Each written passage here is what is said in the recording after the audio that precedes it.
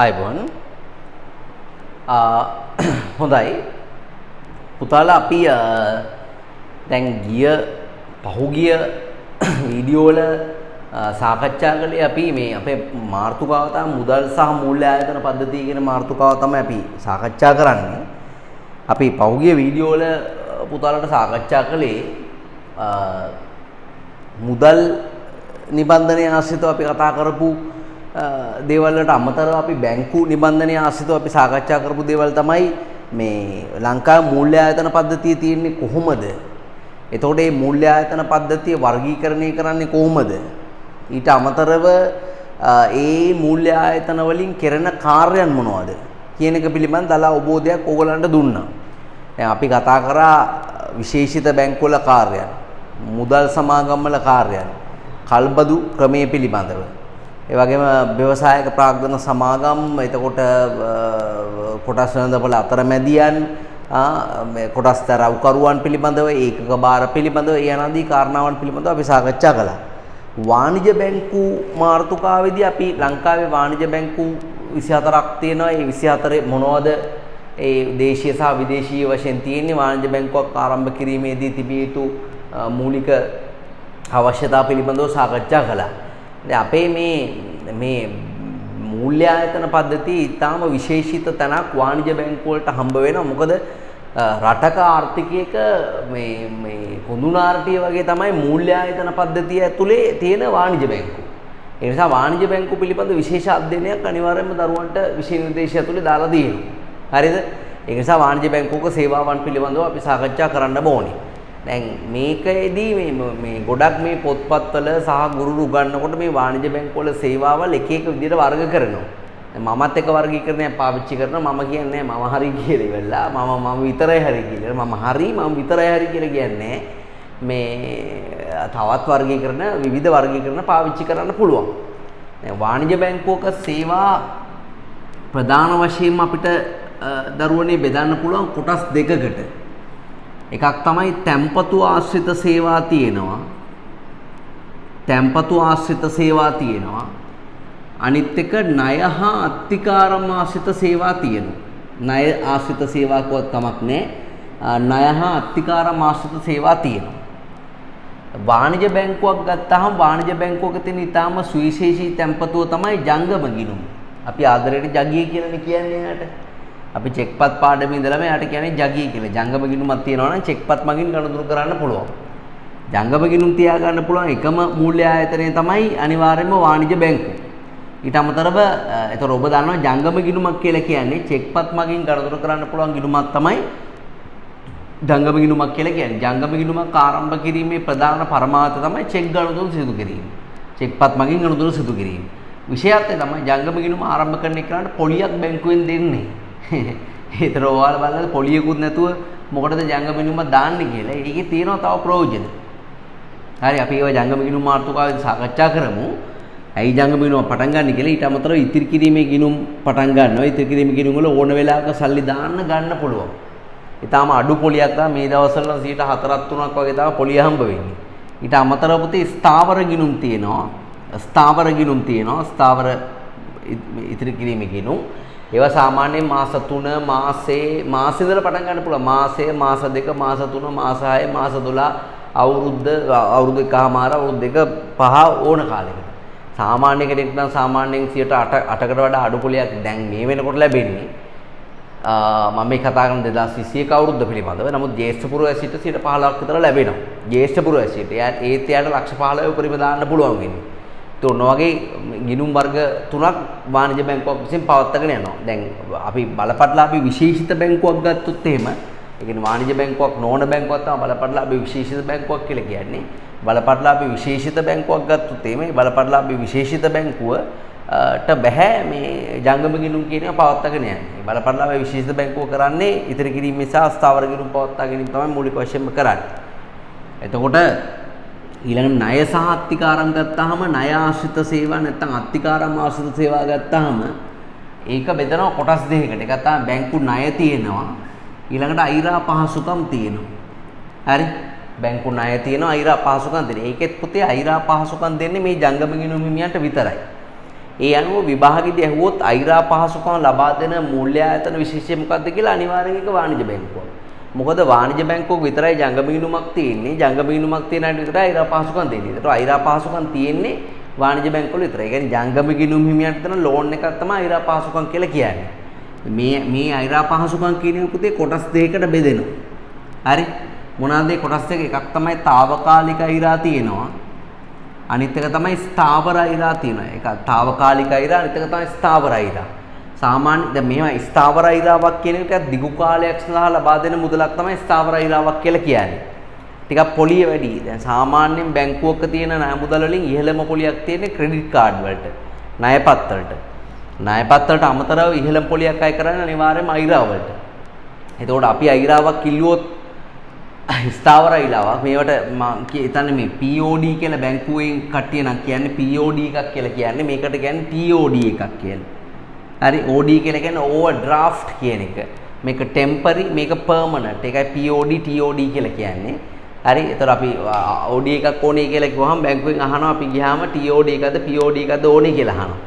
ඒ ස්ථාවර අයිරාවක් කියන එක අපි ඉල්ල ගන්න ඕනේ බැංකුවට ගිහිල්ලා බැංකුවේ මැනේජර් කතා කරලා මෙහෙම අපිට ලක්ෂ 50ක විතර මේ POD එකක් දෙන්න ගියාම ඉතින් අපේ විශ්වාසය මෙහෙම බැංකු පරිචය සහ තියරි පොත් කියන ඒවා වෙනස්.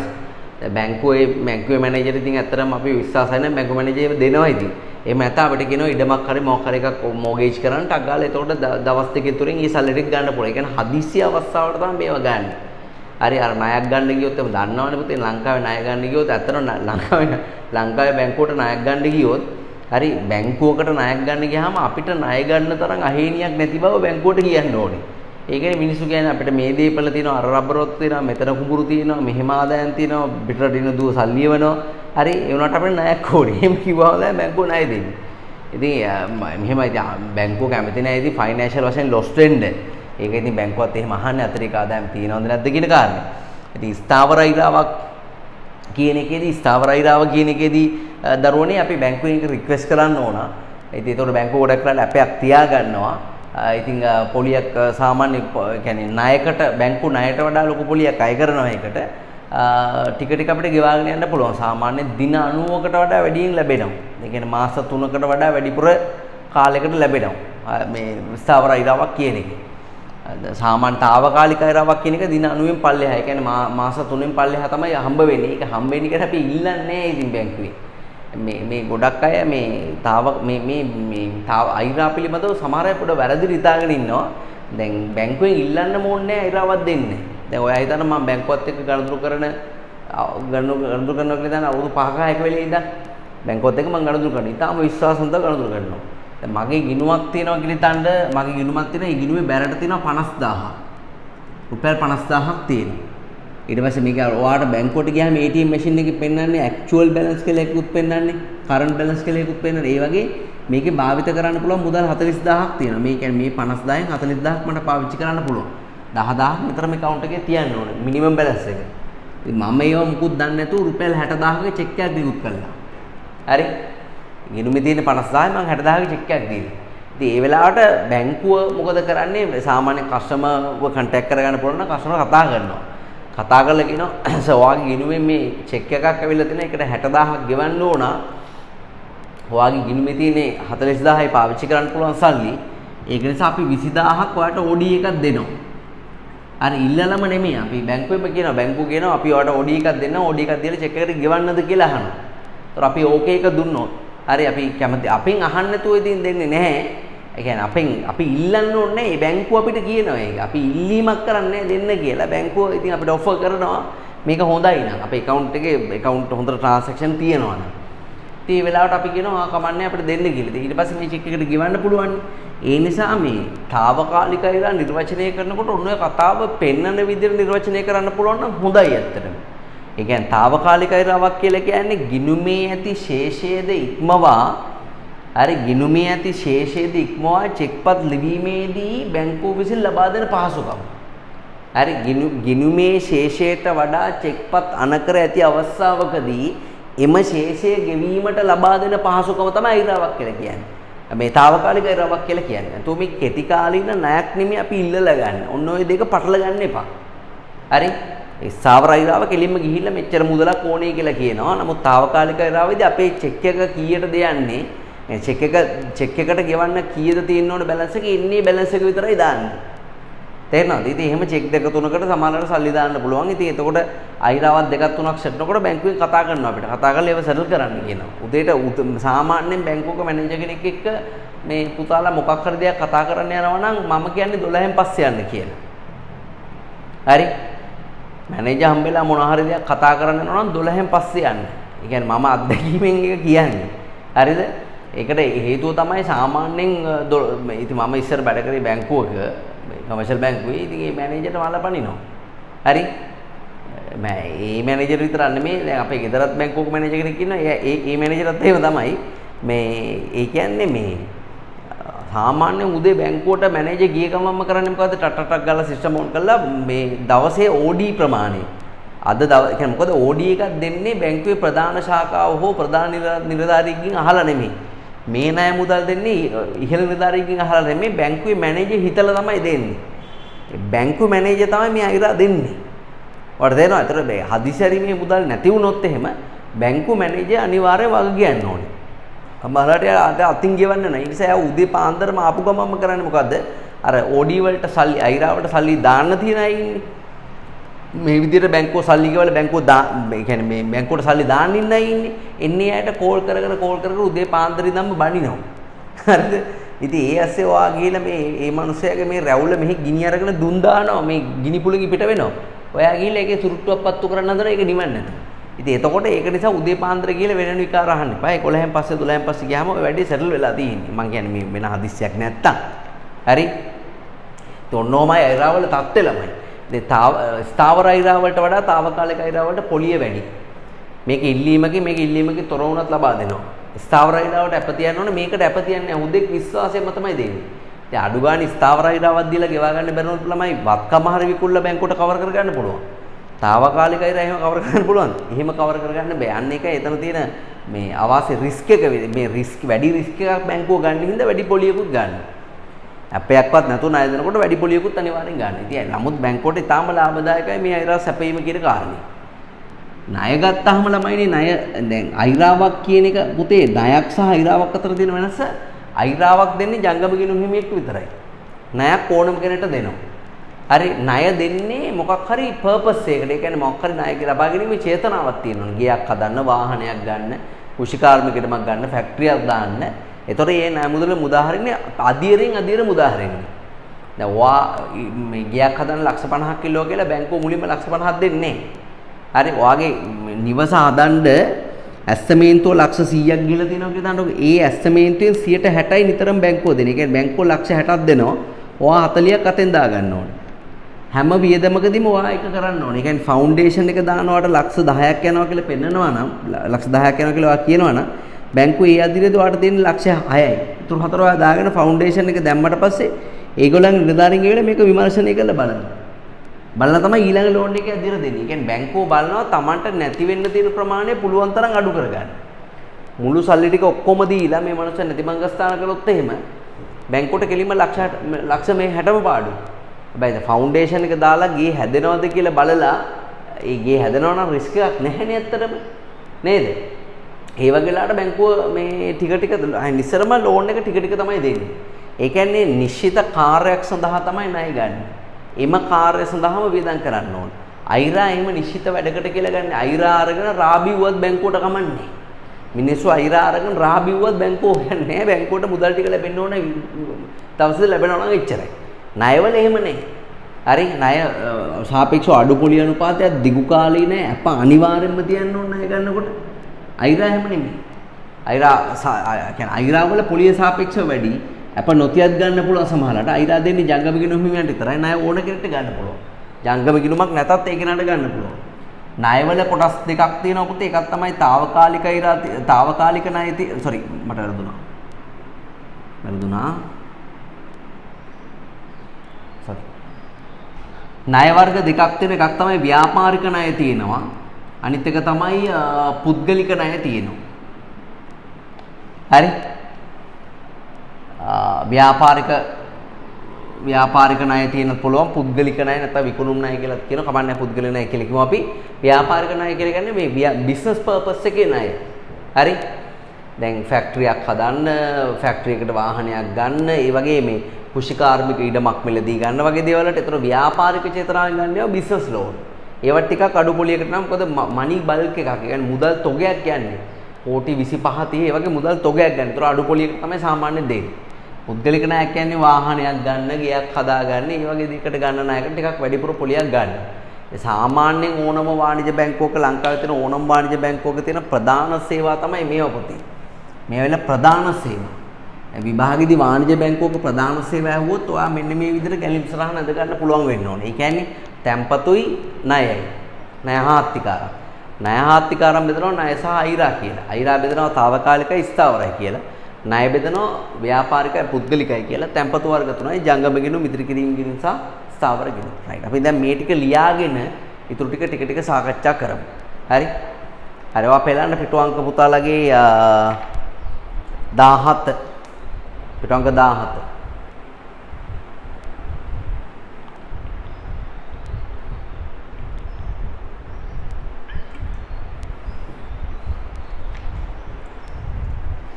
right හරිද පෙරළුවද හරි. ඒතර වාණිජ බැංකුවල ප්‍රධාන සේවා තැන්පතු ආශ්‍රිත සේවා ණය ආශ්‍රිත සේවා කියලා බෙදන්න පුළුවන්. ඔයාට ඕන නම් තැන්පතු ටික ආයෙ බෙදන්න පුළුවන් ජංගම ඉදිරි කිරීමේ ස්ථාවර කියලා පොඩි කෑල්ලක් ගහලා එතන ඉඩ නම් පොඩ්ඩක් මදි. ඉදිරි කෑල්ලක් ගහලා ජංගම ඉදිරි කිරීමේ ස්ථාවර කියලා කොටස් තුනකට බෙදන්න පුළුවන්. ජංගම ඉදිරි කිරීමේ ස්ථාවර කියලා කොටස් තුනකට බෙදන්න පුළුවන්.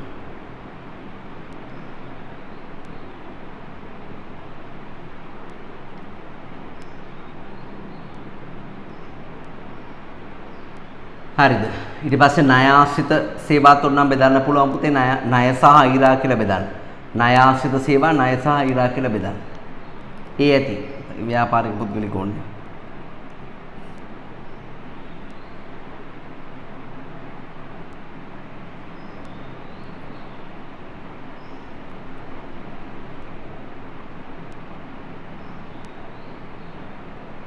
right ඔයාට ඕනනම් ඔයාට ඉඩ මදි නම් දැන් ටියුට් එකේ අතර මේක බෙදාන ඉඩ මදිනේ. පල්ලෙහා නම් කරලා තියෙනව නේද ව්‍යාපාරික ණය ඒ වගේම පුද්ගලික ණය කියලා නෝට් එකක් ලියලා තියෙනව නේද? ඔයාට ඕන මේ පැත්තෙන් සංගල කළා ණයවල ප්‍රභේද කියලා ලියත හැකියි. ඒ දෙක සංගල කළා ඔයාට ලියන්න පුළුවන් පුතේ ණයවල ප්‍රභේද කියලා. පුද්ගලික අවශ්‍යතා වලට ඉල්ලුම් කරන ණය තමයි පුද්ගලික ණය කියන්නේ. නිවාස රත වාහන ඒ වගේ දේවල් ගන්න උකස් ණය ඒ වගේ එක එක නම් වලින් ඒවා තියෙනවා. ව්‍යාපාරික චේතනාවෙන් යම් කිසි දෙයක් මිලදී ගන්න, ව්‍යාපාරයක් පටන් ගන්න, කර්මාන්ත ශාලාවක් පටන් ගන්න, ඒ වගේ දේවල් වලට ගන්න ණය වලට අපි කියනවා ව්‍යාපාරික ණය කියලා. right. අයිරා කියන එක ලියමු. ජංගම ගිණුම් හිමියෙකුට ජංගම ගිණුම් හිමියෙකුට තම ජංගම ගිණුම් හිමියෙකුට තම ගිණුම භාවිත කර චෙක්පත් නිකුත් කිරීම සඳහා ගිණුම භාවිත කර චෙක්පත් නිකුත් කිරීම සඳහා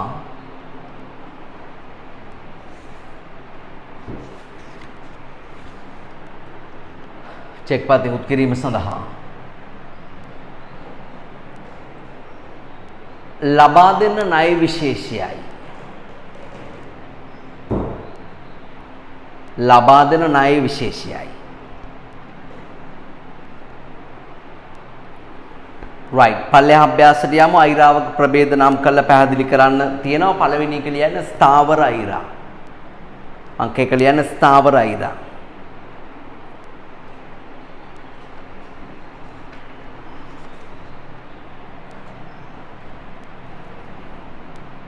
ඒක ලියන්නේ. ඒ ස්ථාවර අයිරා කියලා ලියලා අංක 1 කෙටි කෑල්ලක් ගහලා ඉස්සරහින් කර පල්ලෙහෙන් කර ලියන්න. සාපේක්ෂව වැඩි කාලයක් සඳහා වරහන් ඇතුළත දාන දින 90ට වැඩි කියලා. සාපේක්ෂව වැඩි කාලයක් සඳහා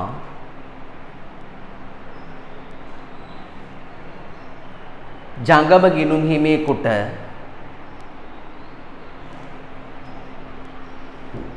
ජංගම ගිනුම් හිමියෙකුට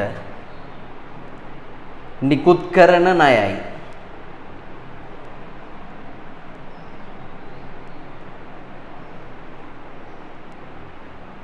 right ගිනුම් හිමියාගේ ඉල්ලීම මත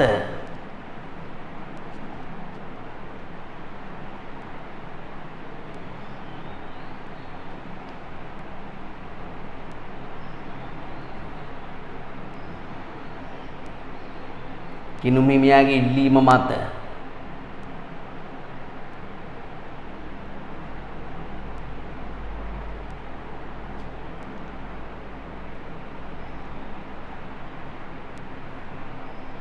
ඉල්ලීම මත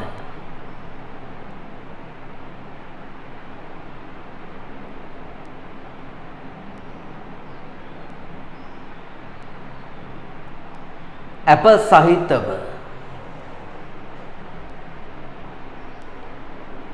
ඉල්ලීම මත අප සහිතව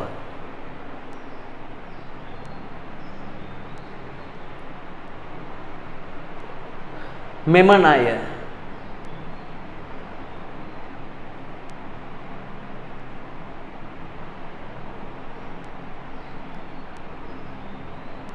නිකුත් කරයි. නිකුත් කරයි. right අංක 2 తాවකාලික අයිරා.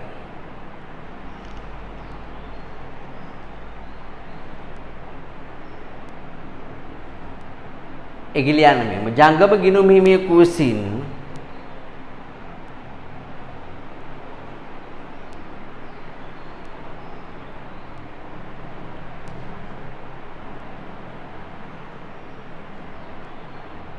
ජංගම ගිනුම් හිමියෙකු විසින්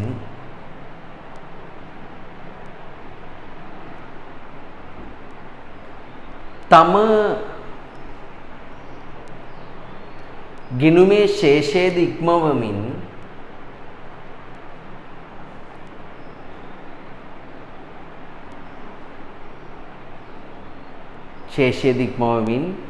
චෙක්පත් ලියා ඇති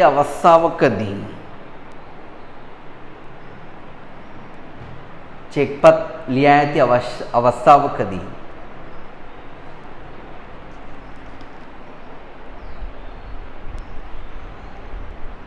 එවැනි චෙක්පත් වලට මුදල් ගෙවීමට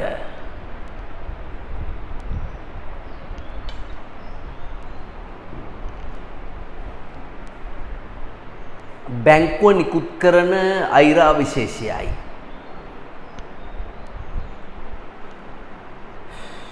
බැංකුව නිකුත් කරන අයිරා විශේෂයයි.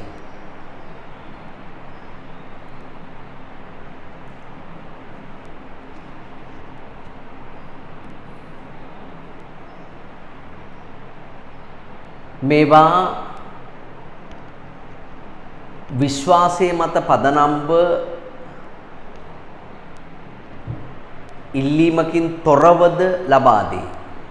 විශ්වාසයේ මත පදනම්ව ඉල්ලීමකින් තොරවද ලබා දේ.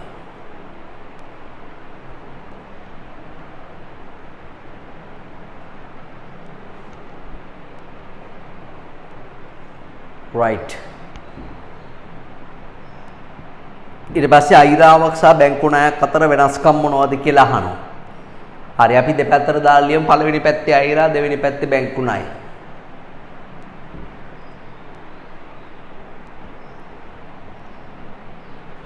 පළවෙනි පැත්තේ අයිරා, දෙවෙනි පැත්තේ බැංකු ණය.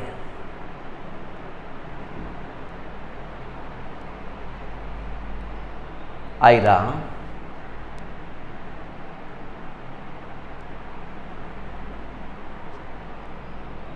මෙම ලියන්න.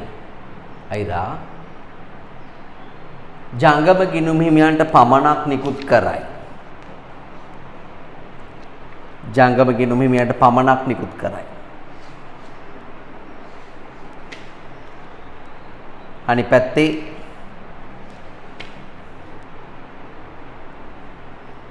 ගිනුමක් නොමැතිවද නිකුත් කරයි. ඕනම ගිනුමක් නැතත් ගිනුම් නැතත් ණය දෙනවා. ගිනුමක් නොමැතිවද නිකුත් කරයි. අයිරා සාපේක්ෂව කෙටි කාලීන වේ. తాවකාලික අයිරාවක් වුණත් නේද? අවුරුදු 5කට එහා පැත්තේ දුවන්නේ අයිරා නෑ ඉතින්. පරිම අවුරුද්දයි තමයි දෙන්නේ. සාපේක්ෂව කෙටි කාලීනයි, ණය සාපේක්ෂව දිගු කාලීනයි.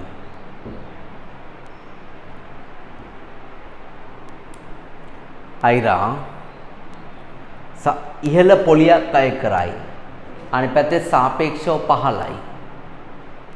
ඉහළ පොලියක් අය කරා අනිත් පැත්තේ සාපේක්ෂව පහළයි. අයිරාවට සාපේක්ෂව පහළයි.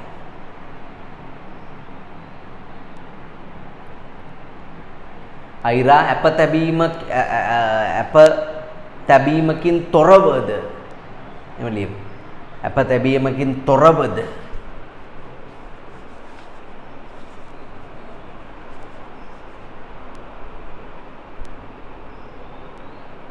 ලබා දේ.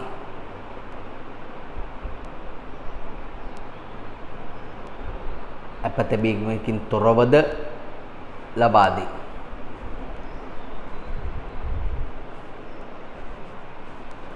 අනිත් පැත්තේ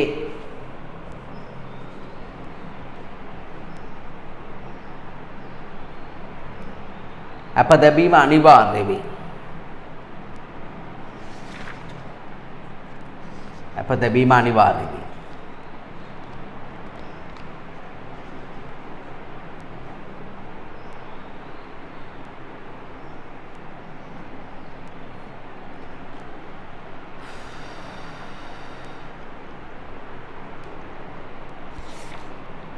අයිරා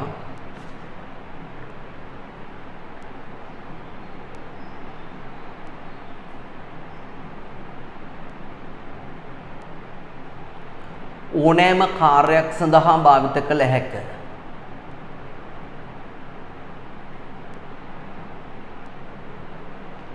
ඕනෑම කාර්යයක් සඳහා භාවිත කළ හැක.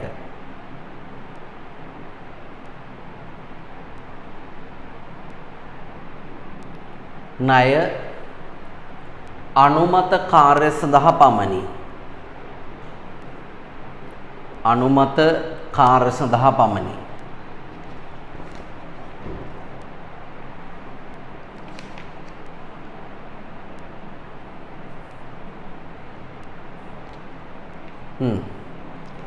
හරි අපි යමු එහා පැත්ත පිටුට 18 වෙනි පිටුට යමු. දැන් හොඳයි අපි මේ කතා කළේ පුතේ මෙන්න මේ පැත්ත ණය සහ අත්තිකාරම් පැත්ත පිළිබඳව තමයි අපි සාකච්ඡා කරේ. අපි ඊළඟට තැන්පතු පිළිබඳව සාකච්ඡා කරමු. ආ දන්නවා ජංගම ගිණුමක් තියෙන විෂයත් මෙන්න මොකද්ද? ජංගම ගිණුමක අයිතිකාරයෙක්ට බැංකුවෙන් චෙක් පොතක් දෙනවා. එයාට මේ චෙක් පොත පාවිච්චි කරලා තමන්ගේ ජංගම ගිණුමේ සල්ලි කාට හරි පවරන්න පුළුවන්. ඒකයි වෙන්නේ. නේ? ඒකනේ චෙක්පත් ඒ කියන්නේ බැංකුවට කියන්නේ මගේ ගිණුමේ තියෙන සල්ලි මේ පුද්ගලයාට ගෙවනු කියලා කියන්නේ. ඒ කියන්නේ ජංගම ගිණුම කියන එක අතනට පවරන්න බෑ. නමුත් චෙක්පතක් මගින් ඒකේ මුදල් ටික අතනට පැවරීම කරන්න පුළුවන්. හරි එවැනි ගිණුම් තමයි ජංගම ගිණුම් කියලා අදහස් වෙන්නේ. මෙම ලියන්න. මෙම ලියන්න.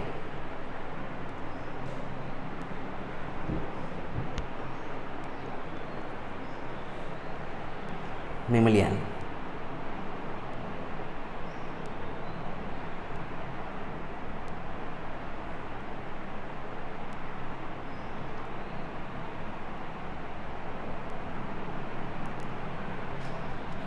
චෙක්පත් නිකුත් කළ හැකිවන පරිදි චෙක්පත් නිකුත් කළ හැකිවන පරිදි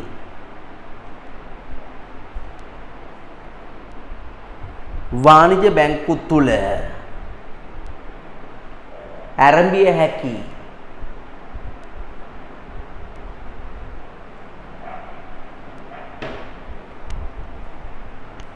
ගිණුම්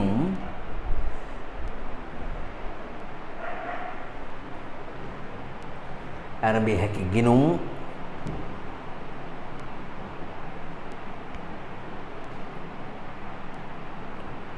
මින දහස් වෙයි.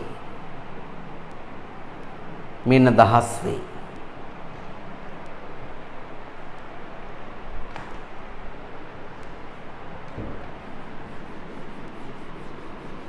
හරිද?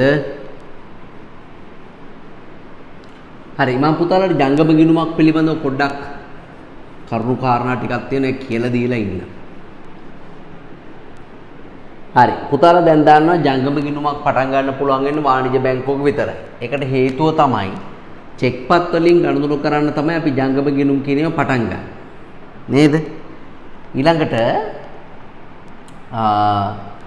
දැන් අපිට පුතේ දැන් ජංගම ගිණුමක් අපි පටන් ගන්නවා නම් අපි ජංගම ගිණුමේ අවශ්‍යතාවය පිළිබඳව බැංකුවට කියනවා. අපිට ජංගම ගිණුමක් ඕනේ කියන එක බැංකුවට කියන්න ඕනේ. ඒතර බැංකුව අපිට ඇත්තටම ජංගම ගිණුමක් අවශ්‍ය නම් තමයි බැංකුවක් ජංගම ගිණුමක් පටන් ගන්න දෙන්නේ. මොකද අපි චෙක්පත් නිකුත් කළා ඒ චෙක්පත් අගරු වීමට ලක් වුණොත් නඩු හබ වලට බැංකුවටත් පටලෙන්න වෙනවා. ඒතර බැංකුවේ ලීගල් ඔෆිසර්ට ඒ ලීගල් වැඩ කරන ලීගල් ඔෆිසර්ට සෑහෙන වැඩ තියෙනවා දිනපතා කරන්න. උසාවි ගානේ යන්නේ ඒක මහා කරදර වැඩක්. ඒ නිසා ඇත්තටම හොඳ පර්පස් එකක් තියෙන එක්කෙනෙක් ජංගම ගිණුමක් ආරම්භ කරන්න පුළුවන්. එතකොට එයා ආරම්භක තැන්පතුව දෙනවට අමතරව එයාගේ විස්තර ටික අනිවාර්යෙන් බැංකුවට දෙන්න ඕනේ. ඒ වගේම ළමයි පැරණි ජංගම ගිණුම් හිමියෙක්ගේ පැරණි ජංගම ගිණුම් හිමියෙක්ගේ තහවුරුවක් අවශ්‍යයි. හරි? පැරණි ජංගම ගිණුම් හිමියෙක් හරි දෙන්නෙක්ගේ හරි තහවුරුවක්. ඒ කියන්නේ ඒ දෙන්න කියන්න ඕනේ මේ පුද්ගලයා හොඳයි කියලා බැංකුවට රෙකමන්ඩ් කරන්න ඕනේ. ඒකට වෙනම ලියවිල්ලක් තියෙනවා. ලියවිල්ල අස්සම් කරලා රෙකමන්ඩ් කරන්න ඕනේ. මෙන්න මේ අපි දෙන්න මෙයාව රෙකමන්ඩ් කරනවා බැංකුවේ අපි වගේම ගනුදෙනුවට ගන්න කියලා. ඉතින් අර ඒ රෙකමන්ඩ් කරන දෙන්නගේ චරිතය හොඳ වෙන්න ඕනේ. මූල්‍ය චරිතය, ෆයිනෑන්ෂල් කැරක්ටරිස්ටික්. හරි? මූල්‍ය චරිතය. ඒක හොඳ වෙන්න ඕනේ. ඒ කියන්නේ ඒගොල්ලෝ චෙක්පත් අගරු කරලා නැහැ. ඒගොල්ලෝ කවදාකවත් අයිරාවක් වගේ දෙයක් අරගෙන මග ඇරලා නැහැ. හරි ඒව කළා නැත්තම් අනිවාර්යෙන් ඒක දෙන්න හොඳයි. ඒ දෙන්න කියන කෙනෙක්ට chance එක හම්බ වෙනවා. දැන් සරලනේ. හරි ඉතිරි කිරීමේ ගිණුමක් පටන් ගන්නවා වගේ හරිම සරල වැඩක් නෙමෙයි ජංගම ගිණුමක් පටන් ගන්නවා කියන කාරණා. හරි. ඉතින් ජංගම ගිණුමක් පටන් ගන්න කෙනට කවදාකවත් පොලිය හම්බ වෙන්නේ නැහැ. අදිශරි චෙක් එකක් දෙකක් කැන්සල් වුණොත් එimhe ගිණුම කැන්සල් වෙන්නත් පුළුවන්. නේ? ඊට පස්සේ ඔය චෙක් පත් වලින් ගනුදෙනු කරනකොට ඒව හොරකම් කළා, ඒව විකෘති කළා, එක දේවල් කරාම Tamanට නඩු හබ වලට පැටලෙන්නත් අනිවාර්යයෙන්ම වෙනවා. හරි? ඒ ඔන්නෝම තමයි ජංගම ගිණුමක් කියන එක පටන් ගැනීම අවාසි වෙන්නේ. හැබැයි වාසි තියෙනවා. චෙක් පත් වලින් ගනුදෙනු ගන්න පුළුවන්. මුදල් නැති වුණොත් අයිරා පහසුකමක් ලබා ගන්න පුළුවන්. අනිකුත් බැංකු පහසුකම් ලබා ගැනීමේදී ප්‍රමුඛතාවය හම්බ වෙනවා. මොකද ජංගම ගිණුම හිමියෙක් කියන්නේ බැංකුවක සැබෑ ගනුදෙනුකාරයෙක්. සත්‍ය ගනුදෙනුකාරයෙක්. මොකද එයා නැත් ඒ කියන්නේ ජංගම ගිණුම හිමියට පොලියක්වත් ගෙවන්නේ නැහැ නේ. පොලියක්වත් නැතුව තමන්ගේ සල්ලි ඉර කරලා තියෙනවා කියලා කියන්නේ අනිවාර්යෙන් සැබෑ ගනුදෙනුකාරයෙක්. ප්‍රධානම ගනුදෙනුකාරයා.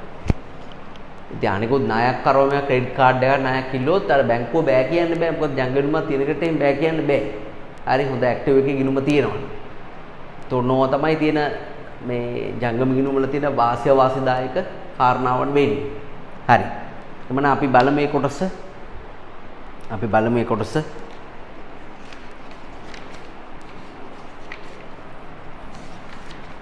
හරි පිටවංක 18ට යන්න ජංගම ගිණුම් මාතෘකාවට එන්න. ඒක අපි ලිව්වා. අනිත් එක පුතේ අහන්නකෝ ජංගම ගිණුමක් ඔයාලට පටන් ගන්න පුළුවන් විදි දෙකක් තියෙනවා. එකක් තමයි ඔයාලට පුළුවන් පුද්ගලික ජගි පටන් ගන්න. පුද්ගලික ජංගම ගිණුම් පටන් ගන්න පුළුවන්. පුද්ගලික ජගි. ඊට පස්සේ තව පටන් ගන්න පුළුවන් ව්‍යාපාරික ජගි පටන් ගන්න පුළුවන්. ව්‍යාපාරික ජගි. හරි. එකක් පුද්ගලික ජගි අනිත් එක තමයි ව්‍යාපාරික ජගි. හරි. පුද්ගලික ජගි පටන් ගන්නවා නම් තනි පුද්ගල ජගි තියෙනවා. අනිත් එක තමයි බද්ධ ජගි තියෙනවා. හරි. තනි පුද්ගල ජගි සහ බද්ධ ජගි. තනි පුද්ගල ජගි කියලා කියන්නේ තනියෙන් පටන් ගන්න ඒවා. දැන් ස්වාමියා බිරිඳ මේ හවුල්කරුවෝ ඒගොල්ලෝ එකට පටන් ගන්න ඒවා තමයි බද්ධ ජංගම ගිණුම් කියලා කියන්නේ. ව්‍යාපාරික ජංගම ගිණුම පටන් ගන්න ව්‍යාපාර නමින් අස්සන වෙනුවට අස්සනක් තියෙනවා. ව්‍යාපාරයේ සීල් එක තමයි පාවිච්චි කරන්නේ. අයිතිකාරයෙක් අස්සනයි ව්යාපාරයේ සීල් එක තමයි පාවිච්චි කරන්නේ. තෝරනවා තමයි සාමාන්‍යයෙන් ජංගම ගිණුම් වර්ග වෙන්නේ. ඊට තමයි ඔය පල්ලෙහා තියෙන්නේ. බලලා හයිලයිට් කරගන්න පුතාලා. හයිලයිට් කරගන්න.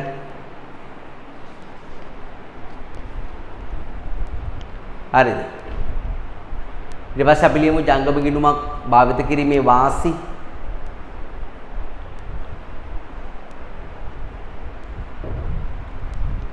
එකක් චෙක්පත් මගින් ගනුදෙනු කළ හැකි වීම.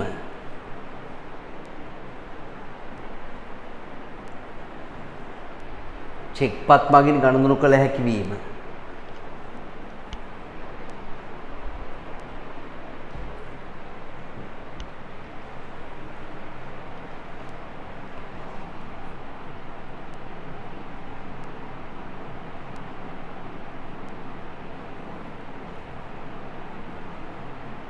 ඊට පස්සේ අයිරා පහසුකම් ලබාගත හැකි වීම.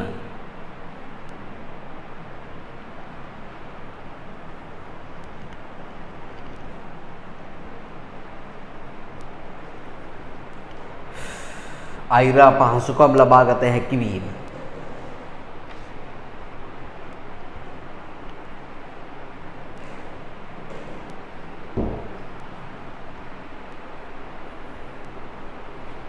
අයිරා පහසුකම් ලබාගත හැකි වීම.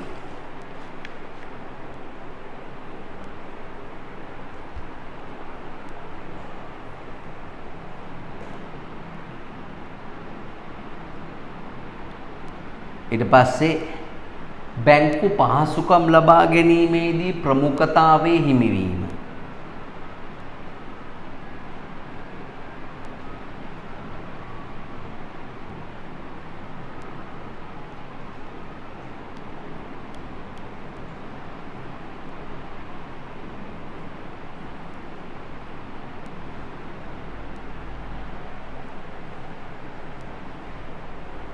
බැංකු පහසුකම් ලබා ගැනීමේදී ප්‍රමුඛතාවයේ හිමිවීම.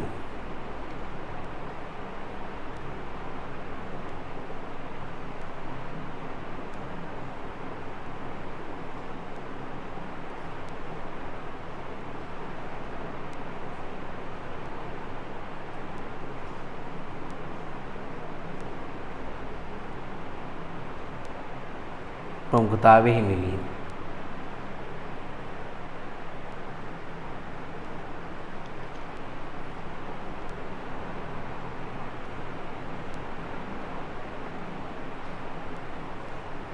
ඊට පස්සේ ස්ථාවර නියෝග ක්‍රියාත්මක කළ හැකි. ස්ථාවර නියෝග කියන්නේ ස්ථාවර නියෝගයක් කියන්නේ අපි එකට කියනවා පුතේ මේ ස්ටෑන්ඩින් ඕඩර් එකක් කියලායි කියන්නේ. නිශ්චිත මුදලක් නිශ්චිත දිනයකදී නිශ්චිත පාර්ශවයකට ගෙවන්න කියලා බැංකුවට නියෝග කරනවා. ඒ කියන්නේ මාසේ 25 වෙනිදාට හරියටම ඉන්ෂුරන්ස් වාරිකයේ 25000ක් AIA ඉන්ෂුරන්ස් එකට ගෙවන්න. එහෙම කවහම අපි මේ කරදර වෙන්න දෙයක් නැහැ. කෙලින්ම බැංකුව ගිණුමෙන් ඒ සල්ලි ටික අඩු වෙලා මේ අදාළ ඉන්ෂුරන්ස් එකේ ගිණුමට ඒක බැර වෙනවා. එහෙමයි වෙන්නේ. හරි මෙහෙම ලියන්න. ඒතර ස්ථාවර නියෝග ක්‍රියාත්මක කළ හැකි වීම. චෙක් පත් නිකුත් කළ හැකි වීම, අයිරා පහසුකම් ලබාගත හැකි වීම, බැංකු පහසුකම් ලබා ගැනීමේදී ප්‍රමුඛතාවයේ හිමිවීම, ස්ථාවර නියෝග ක්‍රියාත්මක කළ හැකි වීම. ක්‍රියාත්මක කළ හැකි වීම.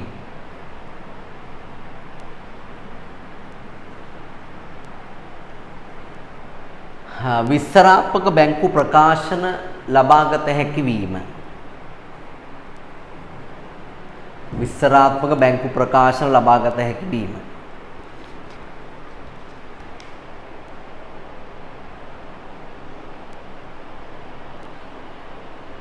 ඊළඟ බැංකුවේ ප්‍රධාන ගනුදෙනුකරුවෙකු ලෙස සැලකීම. බැංකුවේ ප්‍රධාන ගනුදෙනුකරුවෙකු ලෙස සැලකීම.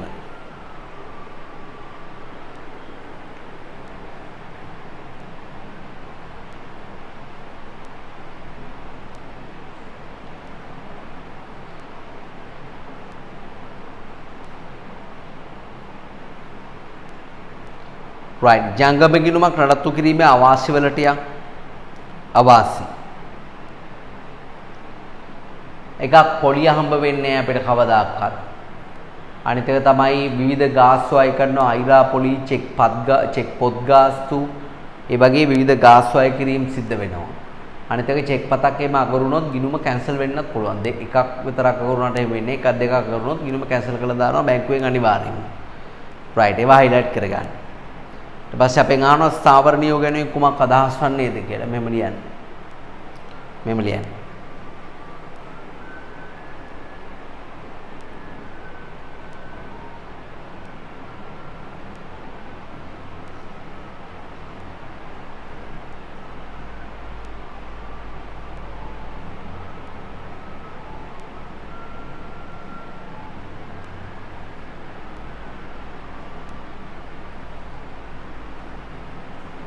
නිශ්චිත මුදලක් නිශ්චිත මුදලක්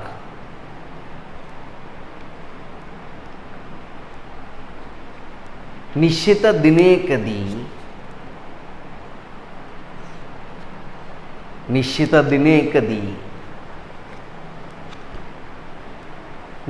පාර්ශවයකට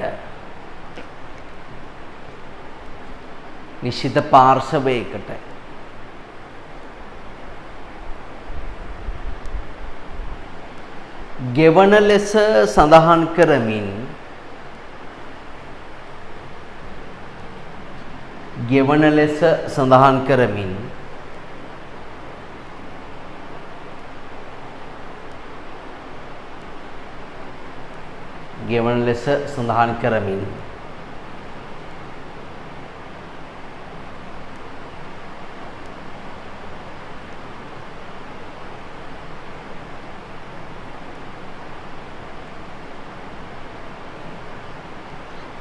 ජංගම ගිණුම් හිමියෙකු විසින් ඔක ඉතිරි කිරීමේ ගිණුම් හිමියටත් කර දෙ හැකියි. ජංගම විතර නෙමෙයි. ගිණුම් හිමියෙකු විසින් සිය බැංකුව වෙත කරනු ලබන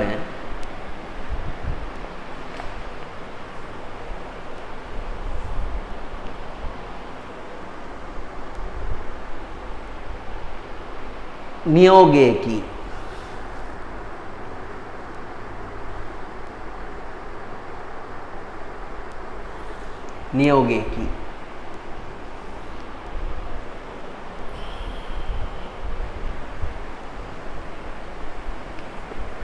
මේ සඳහා බැංකුව කුඩා ගාස්තුවක් අය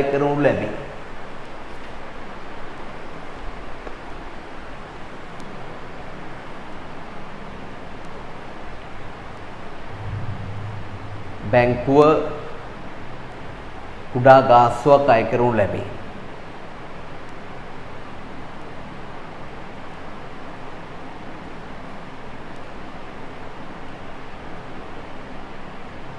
උදාහරණ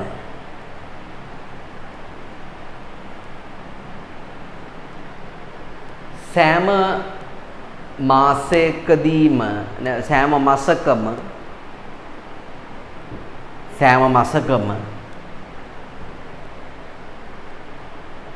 25 වන දින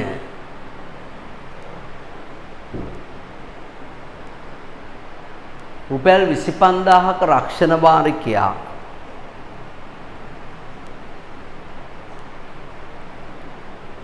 ගනුදෙනුකරුගේ ගිණුමට හරකද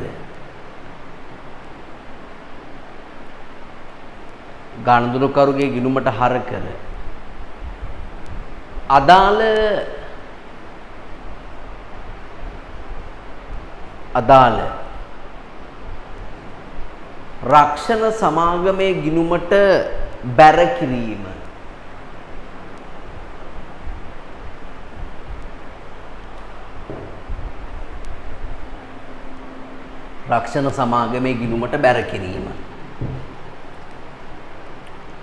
හරි. ඒතොර මේ ස්ථාවර නියෝගයක් කියන්නේ මොකක්ද කියන එක තමයි අපි කලේ පුතේ. ඊට පස්සේ සාමාන්‍ය ඉතිරි කිරීමේ ගිණුම් කියලා කියන්නේ ඕනෑම වෙලාවක සල්ලි දාන්න ගන්න පුළුවන්.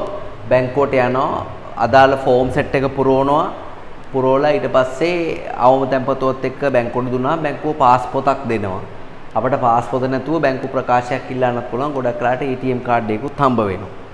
හරි බලන්න පොලි හිමි වන සුළු මුදලක් උද තැන්පත් කළ හැකි වරින් වර පහසුවෙන් මුදල් තැන්පත් කිරීම හා අපසු ගැනීම කරන්න පුළුවන් ගිණුම් විශේෂය තමයි සාමාන්‍ය ඉදිරි කිරීමේ ගිණුමක් කියලා කියන්නේ. බැංකුවට ගිහිල්ලා විස්තර ටික දීලා ගිණුමක් පටන් ගන්න පුළුවන්. ඊට පස්සේ අපෙන් අභ්‍යාසයක් අහනවා ජංගම සහ ඉදිරි කිරීමේ ගිණුම අතර වෙනස්කම් මොනවද කියලා. ඔයා ඒක දෙකට බෙදලා පළවෙනි පැත්තේ ජංගම කියලා දාන්න, දෙවෙනි පැත්තේ ඉදිරි කිරීමේ කියලා දාන්න.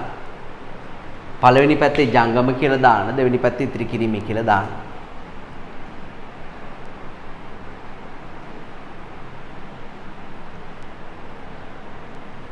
right ජංගම මෙහෙම ලියමු.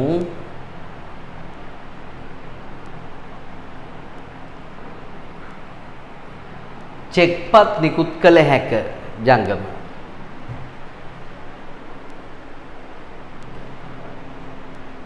අනිත් පැත්තේ චෙක්පත් නිකුත් කළ නොහැක.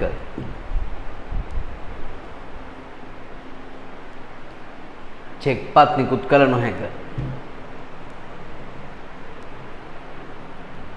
ජංගම පැත්තේ පොලි හිමි නොවේ. පොලි හිමි නොවේ.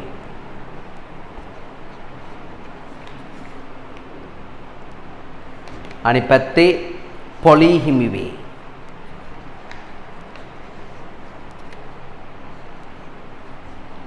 පොලි හිමි වේ.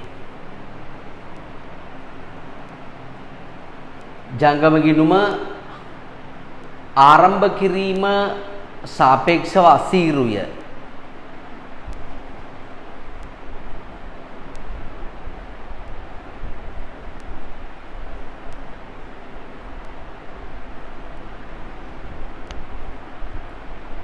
අනිත් පැත්තේ සාපේක්ෂව පහසුය.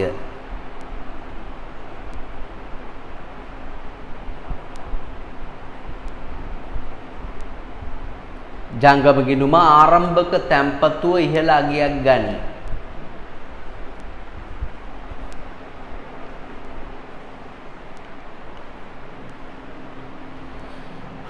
right අනිත් පැත්තේ සාපේක්ෂව අඩු අගයක් ගනී.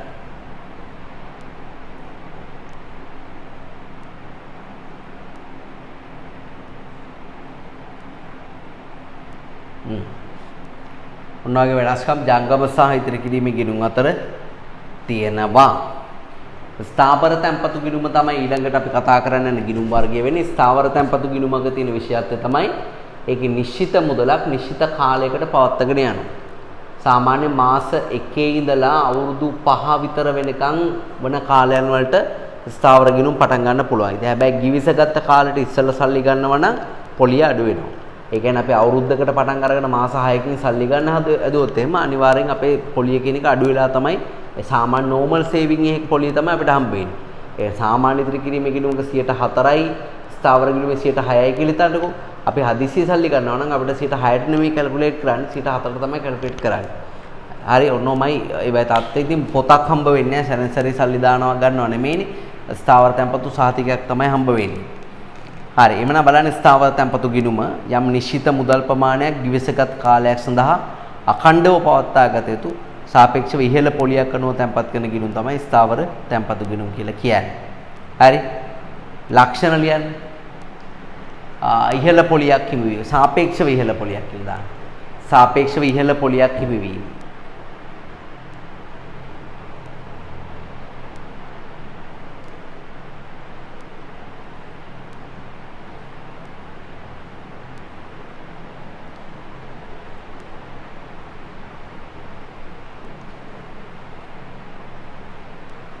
සාපේක්ෂව ඉහළ පොලියක් හිමිවීම.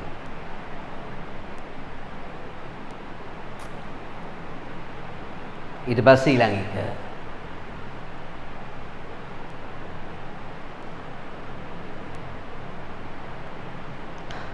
තැන්පතු සහතිකයක් හිමිවීම.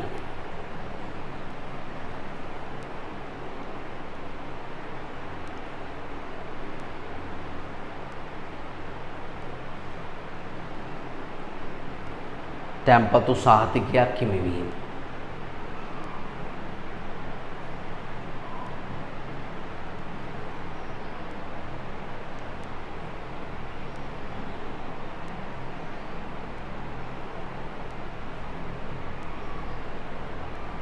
තැන්පතු සහතිකයක් හිමිවීම.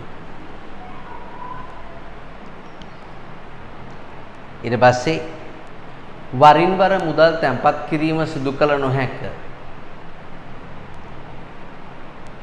වරින් වර මුදල් තැන්පත් කිරීම සිදු කළ නොහැක.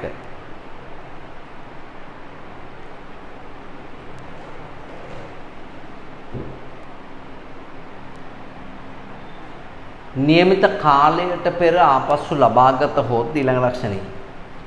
නියමිත කාලයට පෙර ආපසු ලබාගත හොත් පොලිය අඩු වේ.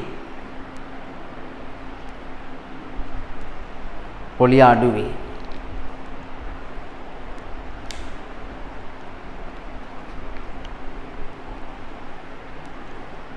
වගේම විශාල මුදලක් නම් ආපසු ගැනීමේදී මේ රුපියල් ලක්ෂයක් දෙකක් නෙමේ කෝටි 50ක් 60ක් තියෙනවා නම් නේද විශාල මුදලක් නම් ආපසු ගැනීමේදී විශාල මුදලක් නම්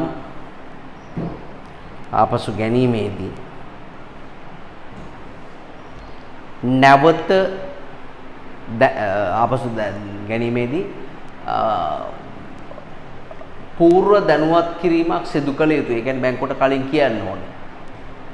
පූර්ව දැනුවත් කිරීමක් සිදු කළ යුතුය.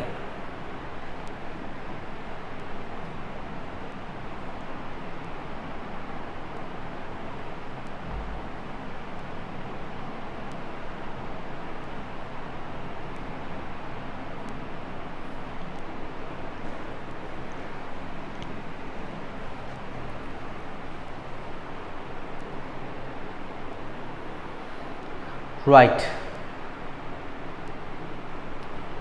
හරි. එතකොට ස්ථාවර සහ සාමාන්‍ය ඉතිරි කිරීමේ ගිණුම අතර වෙනස්කම් කියන එක බලමු.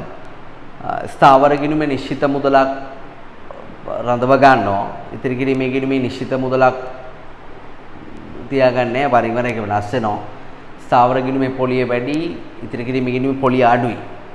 ස්ථාවර ගිණුමට තැන්පතු සහතිකයක් හම්බෙන්නේ. සාමාන්‍ය ගිණුමට පුතේ පාස් පොතක් තමයි හම්බ වෙන්නේ. ඊට පස්සේ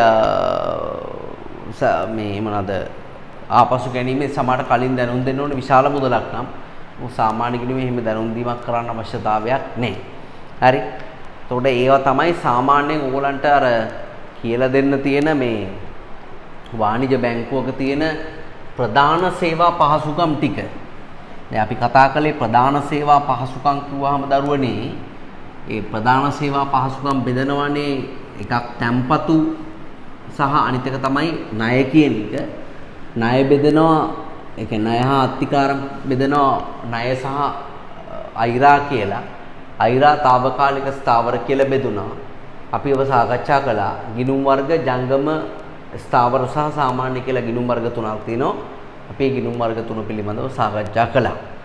ඊට අමතරව අපි ගත්තාම ළමයි කියන්නේ විශේෂිත වාණිජ බැංකුවක් පවත්වාගෙන යන අනෙකුත් සේවා ප්‍රධාන දැන් විභාගෙදි පටල ගන්න එපා. ප්‍රධාන සේවා ඇහුවොත් වාණිජ බැංකුවක ප්‍රධාන සේවා ඇහුවොත් ප්‍රධාන සේවා දෙකයි. මොනවාද? එකක් තැන්පතු අනිත් එක ණය හා අත්තිකාරම්. ණය හා අත්තිකාරම්. හරි. ණය හා අත්තිකාරම් බෙදනවා ණය සහ අනිත් එක මොකද්ද? අයිරා කියලා. අයිරා ඕනනම් බෙදන්න පුළුවන් తాවකාලික අයිරා අනිත් එක මොකද්ද? ස්ථාවර අයිරා කියලා. ණය බෙදන්න පුළුවන් ළමයි ව්‍යාපාරික ණය තියෙනවා. අනිත් එක තමයි පෞද්ගලික ණය තියෙනවා. පෞද්ගලික ණය තියෙනවා. තැන්පතු ගත්තාම ජංගම ගිණුම් තියෙනවා. ස්ථාවර ගිණුම් තියෙනවා. ඉතිරි කිරීමේ ගිණුම් තියෙනවා. ඕන තැන්පතු වර්ග තුනක්. දැන් අපි මේ තැන්පතු සහ ණය පිළිබඳව සම්පූර්ණයෙන්ම සාකච්ඡා කරලා ඉවරයි. විභාගෙදී වාණිජ බැංකුවක ප්‍රධාන සේවා කියලා ඇහුවොත් අනිවාර්යෙන් ඉන්නේ මෙන්න මේවා. හරි? හැබැයි වාණිජ බැංකුව ප්‍රධාන සේවා හැරුණාම වාණිජ බැංකුවක් පවත්වාගෙන යන අතිරේක සේවා හෝ වෙනත් සේවා ගත්තාම ගොඩක් තියෙනවා. උකස් කටයුතු තියෙනවා. උකස් කරනවා කියලා කියන්නේ මේ උකස් කරන්නේ එක එක ඒවා අරන් ගියාට උකස් ගන්න ඒගොල්ලෝ. අපි මේ ගෙදර ඉන්න මේ බල්ලා පූසා එළුව බැඳගෙන ගියා එළුවෙක් එහෙම බැඳගෙන ගියොත් එළුව බෑ කියලා කෑ ගහයි. උකස් කරන්න බෑ කියලා කෑ ගහයි. හරිද? ඉතින් වෙන වෙන දේවල් සාමාන්‍ය උකස් කරන්න බෑ. රත්තරන් බඩුවක තියෙන තමයි මේගොල්ලෝ උකස් ගන්න. හරි? ඉතින් ඒකට මේ වෙළඳපොලේ පවතින වටිනාකම අපිට ලබා දෙනවා. පොලියක් එක්ක අපි ආපහු ගෙවන්න ඕනේ. ඊට පස්සේ කල්බදු සේවා ලබා දෙනවා. මම ඒවා කලින් කියලා දුන්නා. කුලීපිට ගැනුම් වලට අවශ්‍ය කරන සලදෙනවා. ඒ කියන්නේ ෆිනෑන්ස් ලීසින් වගේ දේවල්. ඒවා අපි කලින් සාකච්ඡා කළා. තව තියෙනවා ළමයි සුරක්ෂිතාගාර සේවා වගේ දේවල්. උකස් කටයුතු තියෙනවා. කල්බදු සේවා තියෙනවා. කුලීපිට ගැනුම් ඒවා කරනවා. බැංකුවක් කරන වැඩ. ඊට පස්සේ තව තියෙනවා සුරක්ෂිතාගාර සේවා. සුරක්ෂිතාගාර. ඔකට ඉංග්‍රීසියෙන් කියන්නේ සේෆ්ටි කස්ටඩි සර්විස් කියලා. සේෆ්ටි තක්කඩි සර්විස් නෙමෙයි සේෆ්ටි කස්ටඩි සර්විස්. ගෙදර තියෙනවා නම් වටිනා මුතුමැණික් ආභරණ, ඔප්පු තිරප්පු අවසන් කැමති පත්‍ර වගේ දේවල් ඒවා ආරක්ෂිතව ගබඩා කරන්න පුළුවන් නම් ඕනනම් අපිට පුළුවන් බැංකුවේ සේප්පුවක් කුලියට අරගෙන ඒ සේප්පුවේ ගබඩා කරන්න. ඒතර අපි ගාව එක ඇතුරක් තියෙනවා, මැනේජර් ගාව ඇතුරක් තියෙනවා. අනිවාර්යෙන් ওই වත්කම් ටික රක්ෂණය කරලා තියෙනවා. ඒතර නැති වුණත් අපිට ප්‍රශ්නයක් නෑ. අපිට හොඳට නිින්ද යනවා. මොකද නැති වුණත් අපි ගාව නෙමෙයි තියෙන්නේ බැංකුව ගාව තියෙන. ඒකට රක්ෂණ ආයතන වග කියනවා. ඒ උන්නෝ යන ආදී කාරණාවන් තමයි ඔකේ මූලික වශයෙන්ම තියෙන්නේ. උකස් කල්බදු කුලීපිට සුරක්ෂිතාගාර පහසුකම් ඊට අමතරව ළමයි ණයපත් සහ හරපත් සේවාව අනිවාර්යයෙන්ම ඒගොල්ලෝ ලබා දෙනවා. මුදල් ප්‍රේෂණ කටයුතු මුදල් එහාට මෙහාට යන ඒවා දැන් විදේශ වෙළඳාමේදී මුදල් ගෙවන්න ඕන මුදල් එහෙට ඒ බැංකුව වලට යවනවා ඒ බැංකුව වලින් මේ බැංකුව වලට මුදල් එනවා දේශීය බැංකුව තව දේශීය බැංකුව වලට සල්ලි යවනවා අනකර මේ වගේ දේවල් වලින් ඒ වගේ මුදල් ප්‍රේෂණ කටයුතු අනිවාර්යෙන් වාණිජ්‍ය බැංකුවක් කරන අතිරේක සේවා ඒ වගේම අන්තර්ජාල බැංකු පහසුකම් පිළිබඳව අපි පස්සේ කතා කරමු ඒ වගේම අන්තර්ජාල බැංකු පහසුකම් ලබා දීම ඒ යන ආදී සේවාවන් අනිවාර්යයෙන්ම කරනවා ඒතර පුතාලා හයිලයිට් කරගන්න වාණිජ්‍ය බැංකුවක් ලබා දෙන අතිරේක සේවා කියන කොටස. ඔය තියෙන ණයපත් ආරපත් සේවාව, සංචාරක චෙක්පත් කියන්නේ පුතේ පිටරට යනකොට සල්ලි අරන් යනකොට චෙක්පතක් අරන් යන්න පුළුවන්. ඒ කියන්නේ අපි බැංකුවට අපි හිතමු ඩොලර් 1000ක් නම් ඩොලර් 1000කට අදාළ රුපියල් ප්‍රමාණය දෙනවා. ඒගොල්ලෝ ඩොලර් 1000ක චෙක් එකක් print කරනවා. ඒකේ අපේ වීසා නම්බරේ, පාස්පෝර්ට් නම්බරේ, වීසා නම්බරේ මේ චෙක් එකේ ගහනවා. ඒ කියන්නේ ඒක කවුරුත් හොරගම් කළා කියලා ඇති වැඩක් නෙයි. අපේ පාස්පෝර්ට් එක තමයි තියෙන්නේ. හරි. ඒව තමයි සාමාන්‍ය සංචාරක චෙක්පත් නිකුත් කිරීම සහ මාරු කිරීම කියලා කියන්නේ. වාණිජ්‍ය බැංකුවකට පුළුවන් විශේෂිතම කාර්යයන් දෙකෙන් එකක් තමයි ළමයි විදේශ විනිමය මිලදී ගන්න පුළුවන් විදේශ විනිමය විකුණන්න පුළුවන්. ඒ කියන්නේ රුපියල් අරගෙන ඒවට ඩොලර් දෙන්නත් පුළුවන්. ඩොලර් අරගෙන ඒවට රුපියල් දෙන්නත් පුළුවන්. ආර්ථිකයේ එම හැකියාව තියෙන එකම මූල්‍ය ආයතන විශේෂ තමයි කවුද? වාණිජ්‍ය බැංකුව කියලා කියන්නේ. ඊට පස්සේ උකස් සේවා සුරක්ෂිතාගාර සේවා කල්බදු මුදල් ප්‍රේෂණ ඒ වගේ විදේශ වෙළඳාමට අවශ්‍ය කරන සේවා ණයවර ලිපි වගේ දේවල් ඒ වගේම නියෝජිත සේවා කියලා කියන්නේ බැංකුව වෙනුවෙන් පෙනී සිටීමේ කියන්නේ බැංකුව තමයි මේක කරන්නේ ඒ වගේ බැංකුව වෙනුවෙන් පෙනී සිටීමේ කරන දේවල් තමයි මේ ගණදුරුකරුවන් වෙනුවෙන් පෙනී සිටීමේ අපේ ගණදුරුකරුවා කවුද? ඒ ගණදුරුකරුවා වෙනුවෙන් තමයි අපි පෙනී සිටින්නේ කියමින් කරන කාර්යන් තමයි නියෝජිත කාර්යන් කියලා කියන්නේ. ඒක තමයි පොල්මක්කාර සහ බාරකාරත්ව සේවා කියලා කියන්නේ. පොල්මක්කාර සේවා කියලා කියන්නේ දැන් බාල වයස්කරුවෙකුගේ ප්‍රොපර්ටි එක. යම්කිසි බාල වයස්කරුවෙක් අපි තුමු දැන් ඔන්න සීයා තාත්තා මැරෙන්න යනවා. මැරෙන්න ගිහලා තමන්ගේ මුණුපුරාගේ නමට ලියනවා තමන්ගේ පොල්ලක්කර 50ක් තියෙන පොල්ලක්කර 50 ලියනවා. දැන්ට පොල් කඩනවා ඒකේ. හැබැයි මුණුපුරාට තාම අපි තුමු මාස 9යි කියලා අපි තුමු අවුරුදු 10යි කියලා තන අවුරුදු 10යි කියලා තනද ඒතර එයා වයෝපූර්ණත්වයට ලංකාව යනු පත් වෙලා නැහැ. වයෝපූර්ණත්වය කියන්නේ වැඩිහිටි භාවයට. දැන් අවුරුදු 10 මුණුපුරා කරන කියන දේවල් වලින් ඌ වයෝපූර්ණත්වයට වයෝ වෘද්ධ වෙලා තියෙන්නේ. හරිද? අවුරුදු 10 උන් කරන ඒවාට වයෝ වෘද්ධ වෙලා තියෙන්නේ. නමුත් පිළිගැනීම තියෙන්නේ සාමාන්‍ය අවුරුදු 18ට වඩා අඩු වෙන වයෝපූර්ණත්වයට පත් වෙලා නැහැ කියලා. එතකොට ඒ වගේ පුද්ගලයෙක්ට ලියන වත්කම් තියෙනවනේ. ඒ වගේ පුද්ගලයෙක් වෙනින් තියෙන වත්කම් එයාට උන්නම් පුළුවන් සිය තාත්තා එක මුණුපුරා ලියන අතරේ වාණිජ්‍ය බැංකුවකට පොල්මක්කාර අයිතිය සපයනවා. පොල්මක්කාර අයිතිය කියලා කියන්නේ ඒ අදාළ පුද්ගලයාට වයස අවුරුදු 18 වෙනකන් නැත්තම් වයෝපූර්ණත්වයට පත් වෙනකන් වයස සම්පූර්ණ වෙනකන් එම වත්කම නඩත්තු කරන්නේ වාණිජ්‍ය බැංකුවකින්. හරි? ආදායම ඔක්කොම උත්පාදනය කරන්නේ වාණිජ්‍ය බැංකුවකින්. ඒකෙන් කොටසක් ඒගොල්ලෝ තියාගෙන ඉතුරු කොටස ඒ ප්‍රොපර්ටි එකේ අයිතිකාරයට දෙනවා. වයෝපූර්ණත්වයට පත් වුණාට පස්සේ ඔටෝමැටිකලි ඒකේ අයිතිය ඒ ලියපු පුද්ගලයාට යනවා. තේරෙනවද? ඒක තමයි පොල්මක්කාර සහ බාරකාරත්ව සේවා කියන එකෙන් අදහස් වෙන්නේ. නියෝජිත සේවා කියන එකෙන් අදහස් වෙන්නේ ගනුදෙනුකරුවන් වෙනුවෙන් පෙනී සිටීමෙන් කරන දේවල්. තමන්ගේ ගනුදෙනුකරුවෝ වෙනුවෙන් පෙනී සිටීමෙන් කරන දේවල් තමයි නියෝජිත සේවා කියලා කියන්නේ. හරි? නිත්‍ය නියෝගය වට මතකද මම කියලා දුන්නා ස්ටෑන්ඩි නෝට් එකක් කියලා කියන්නේ නිශ්චිත මුදලක් නිශ්චිත දිනයකදී නිශ්චිත පාශයකට ගෙවන්න කියනවා නම් ඒකට අපි කියනවා නිත්‍ය නියෝග පහසුකමක් කියලා. හරි ඊට අමතරව රජයේ වෙනුවෙන් සුරුකුම් පත්‍ර හා මිලදී ගැනීම සහ විකිණීම කරන භාණ්ඩාගාර බිල් පත්‍ර වගේ දේවල් ඒවා ළමයි රජයේ වෙනුවෙන් කියන්නේ රජයේ වෙනුවෙන් මිලදී ගන්න වෙලාවල් තියෙනවා ඒවා විකුණන අවස්ථාවල් තියෙනවා සුරුකුම් පත්‍ර විකිණීම සහ මිලදී ගැනීම විද්‍යුත් බැංකු සේවා අන්තර්ජාල බැංකු සේවා ගත්තාම හෝම් බැංකින් ටෙලි බැංකින් ස්වයංක්‍රීය බැංකු සේවා ATM පහසුකම් මේ වගේ අතිරේක සේවා රැසක් සපයනවා හරි එතකොට ප්‍රධාන සේවාවට අමතරව වාණිජ්‍ය බැංකුවක් සපයන අතිරේක සේවා උදාහරණ සහිතව නම් කරන්නේ කොහොමද? මේ බැංකුවල බැංකින් ෆැසිලිටිස් ලියන්න තමන්ට අවබෝධය අනිවාර්යයෙන්ම තියෙන්න ඕනේ. හරි? එහෙම නැතුව බෑ. හරි. එතකොට වා විනාඩියක් අරගෙන වාණිජ්‍ය බැංකුවල කාර්යයන් වෙනත් සේවා පහසුකම් 6ක් 7ක් ඔක්කොම කියවුවත් කමන්නේ ඔක්කොම කියවන්න විස්තර දාලා තිනවා පුතේ සුරක්ෂිතාගාර දේශීය විදේශීය මුදල් පැවරුම් විදේශ වෙළඳාම් සඳහා පහසුකම් සැපයීම සංචාරක චෙක්පත් නිකුත් කිරීම බැංකු අනකර උකස් සේවා විදේශ විනිමය මිලදී ගැනීම විකිණීම ටෙලි බැංකින් ණයවර ලිපි නිකුත් කිරීම ඒවා ටක් ගාලා කියවලා අදාළ දේ හයිලයිට් කරගන්න. ඔයා තනියම කරන්න.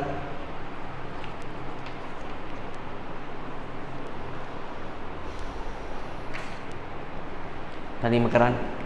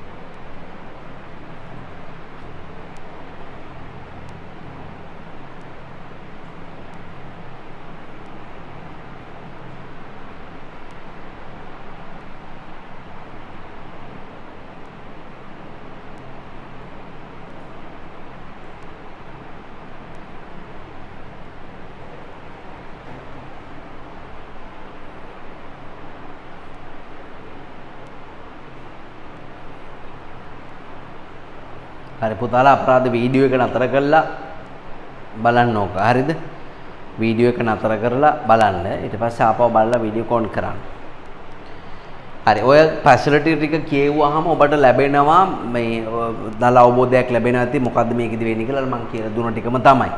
හරි අපි මිනි බැංකු සේවය ලියමු. මිනි බැංකුව. මිනි කියන්නේ මොකද්ද?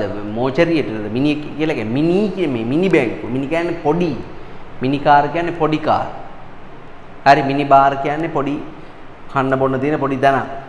හරි මිනි ගවුම කියන්නේ කොට ගවුම. කොට්ටුරේ වගේ කොට ගවුමට මිනි ගවුම කියලා කියනවා. හරි එමනම් අපි මිනි බැංකු කියලා කියන්නේ කුඩා බැංකු එකක. මෙහෙම ලියන්නේ. ජනාකීර්ණ ස්ථානවල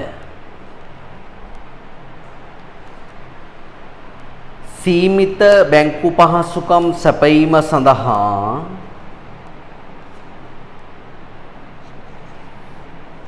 ජනාකීර්ණ ස්ථානවල සීමිත බැංකු පහසුකම් සැපයීම සඳහා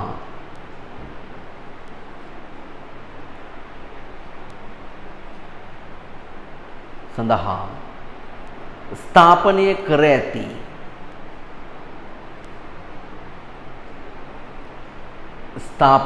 ඇති කුඩා බැංකු ඒකකයි.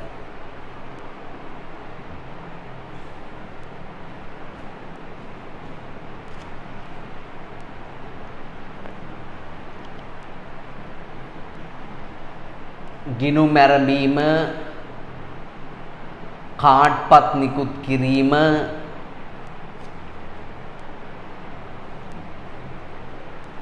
මුදල් ආපසු ගෙවීම,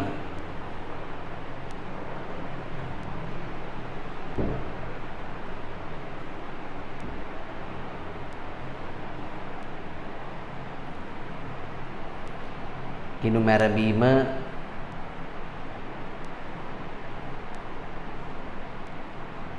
කාඩ්පත් නිකුත් කිරීම,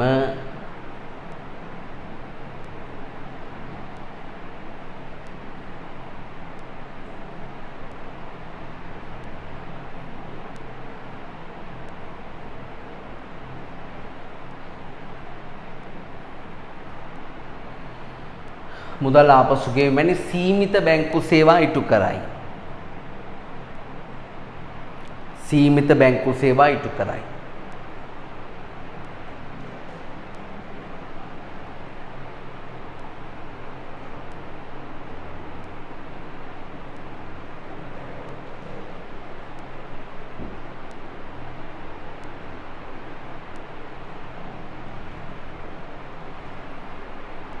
right.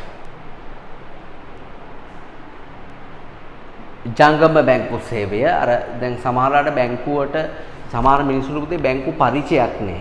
ඒ කියන්නේ බැංකුවකට එන්න කැමති නැහැ. මුදල් ඉතුරු කරන්නේ ගෙවල් වල.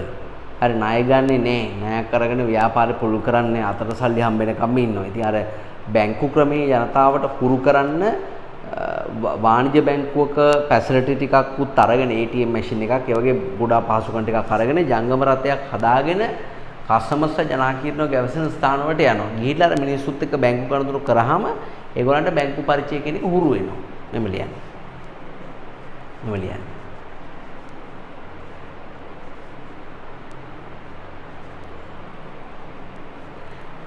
ජනාකීර්ණ ස්ථානවල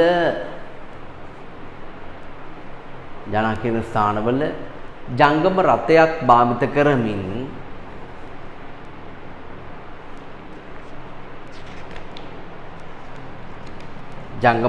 භාවිත කරමින්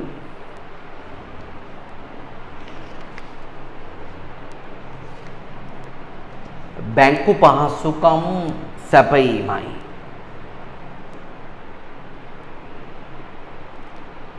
බැංකු පහසුකම් සැපයීමයි.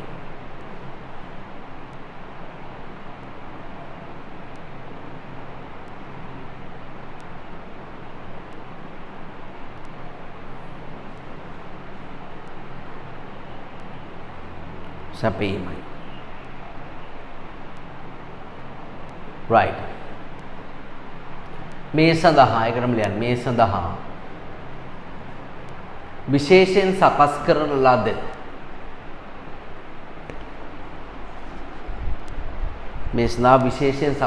ලද ජංගම රථ භාවිත කරයි.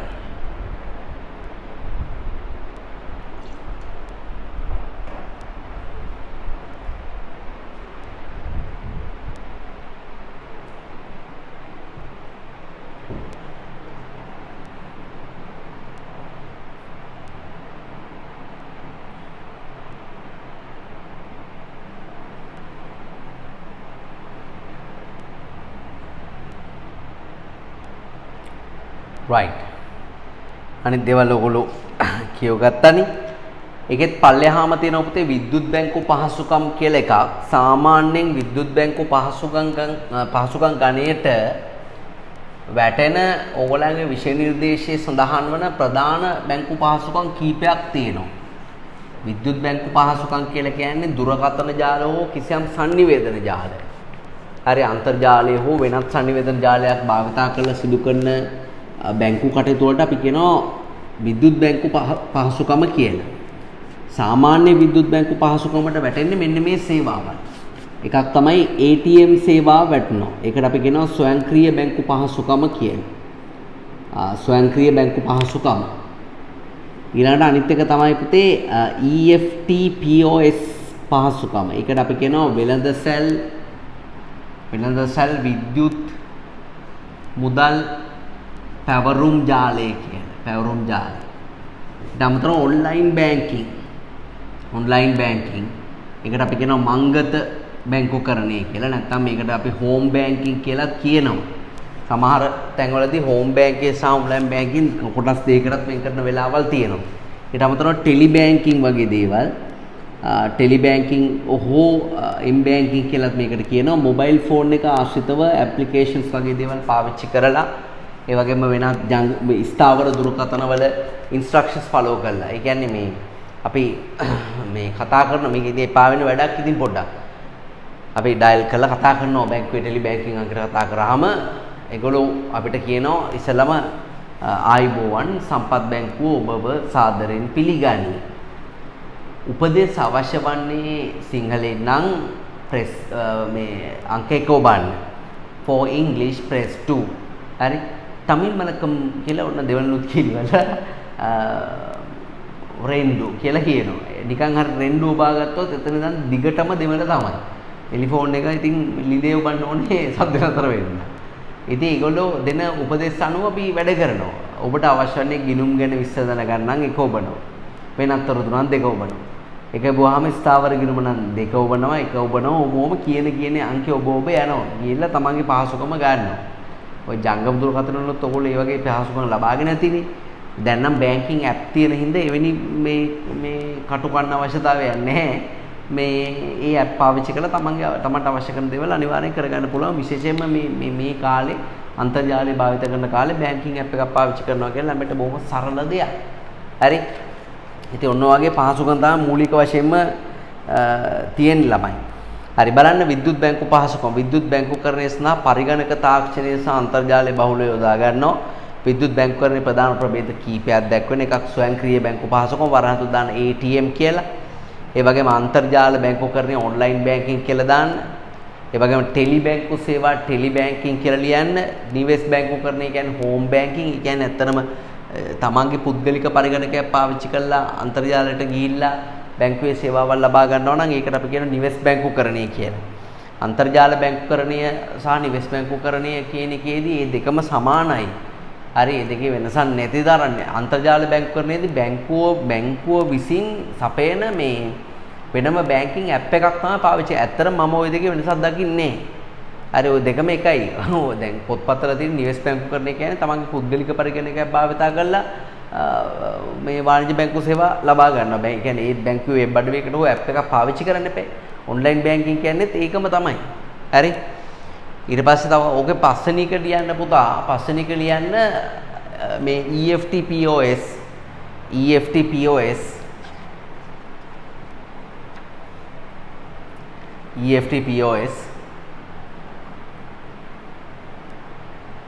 වරහන් ඇතුලේ වෙළඳසැල්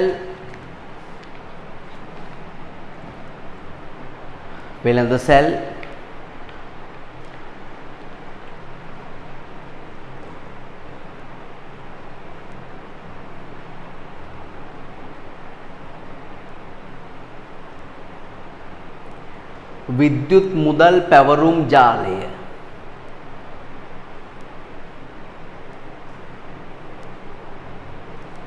වෙළඳසැල් විද්‍යුත් මුදල් පැවරුම් ජාලය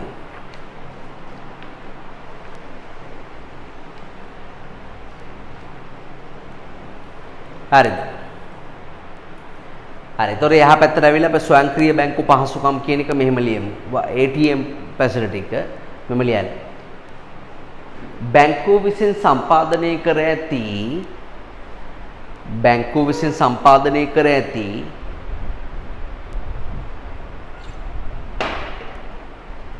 ටෙලයන්ත්‍ර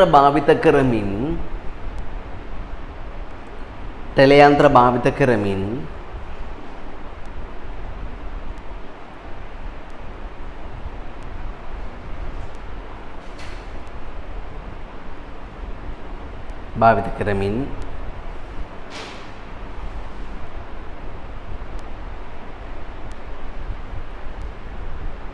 බැංකු පහසුකම් ලබා ගැනීමයි.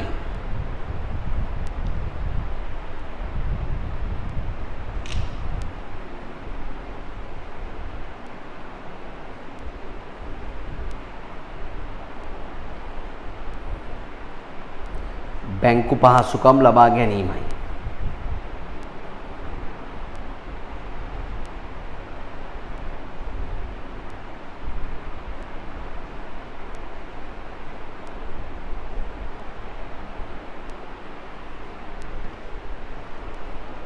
බැංකු පහසුකම් ලබා ගැනීමයි.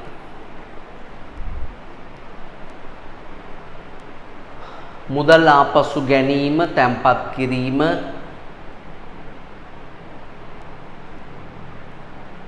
මුදල් ආපසු ලබා ගැනීම, තැන්පත් කිරීම ඇතුළු අපි මේවා සාකච්ඡා කරා මුදල් ටියුට් එකේ ATM යන්ත්‍ර කොටස අපි කතා කළා.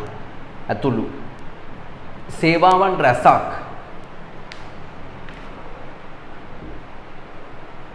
සේවාවන් රැසක්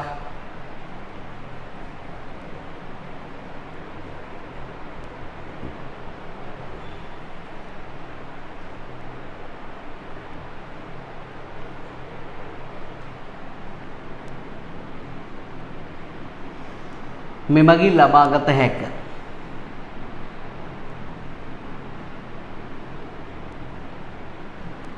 right. ද අන්තර්ජාල එවත මංගත බැංකු පහසුකම් ලියන්නේ.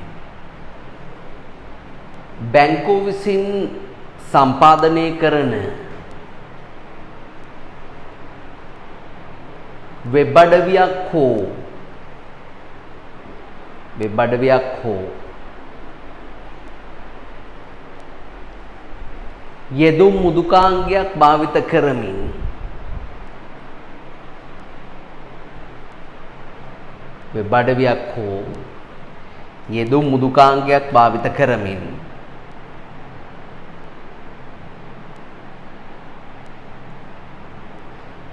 බැංකු පහසුකම් ලබා ගැනීමයි.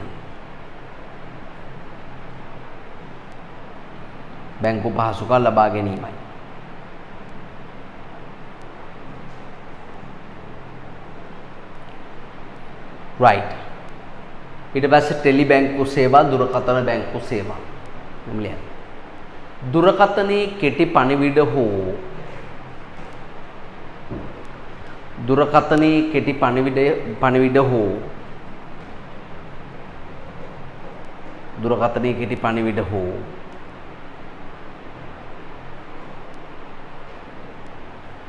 කෙටි පණිවිඩ හෝ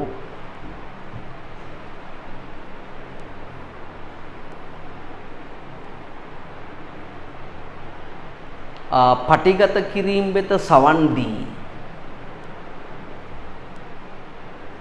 පටිගත කිරීම වෙත සවන් දී අදාළ උපදෙස් අනුව යමින්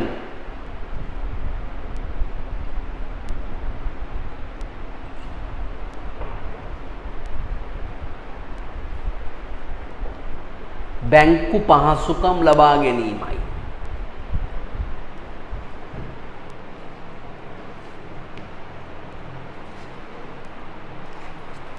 බැංකු පහසුකම් ලබා ගැනීමයි. හරි. පුතාලා ඕකේ තියෙනවා නේද හෝම් බැංකින් කියලා එකක්. හෝම් බැංකින් නැත්නම් නිවෙස් බැංකු කරන එක කපන්න ඕන. කපලා එතන ලියන්නේ EFT POS ක්‍රමය කියලා. EFT POS ක්‍රමය. හෝම් බැංකින් වල ලියන්න දෙයක් නැහැ. හෝම් බැංකින් මේ ඔන්ලයින් බැංකින් දෙකම එකයි.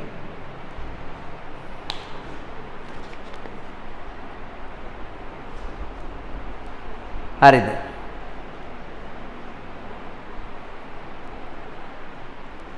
EFT POS ක්‍රමය මෙහෙම ලියන්න. වෙළඳසැල් විද්‍යුත් මුදල් පැවරුම් ජාලයයි.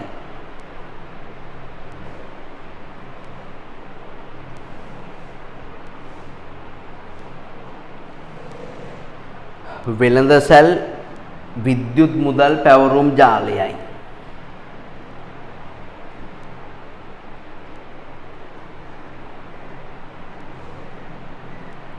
පැවරුම් ජාලයයි.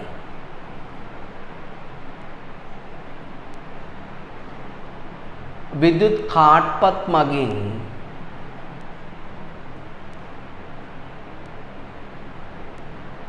විද්‍යුත් කාඩ්පත් මගින්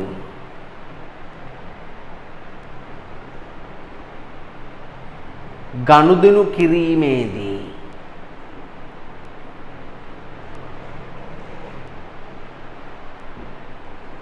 විද්‍යුත් කාඩ්පත් මගින් ගනුදෙනු කිරීමේදී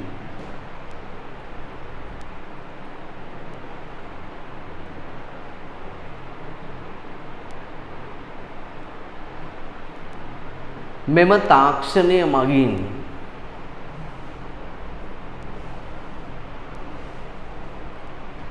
එම කාඩ්පත් විද්‍යුත් සත්‍යාපනයට, ඒ කියන්නේ සල්ලි තියනවද කියලා බලන්න, විද්‍යුත් සත්‍යාපනයට ලක් කරයි. ඉලෙක්ට්‍රොනික වෙරිෆිකේෂන් කියලා එකට කියන්නේ විද්‍යුත් සත්‍යාපනයට ලක් කරයි.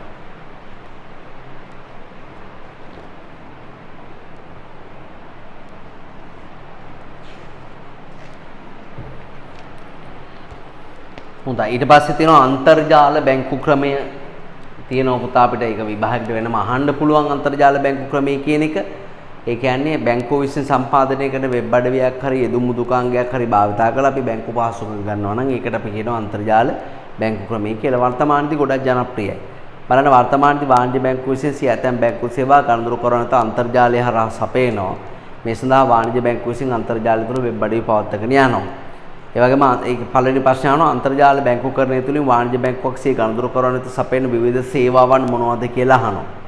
මෙම ලියන්නේ සේවාවන්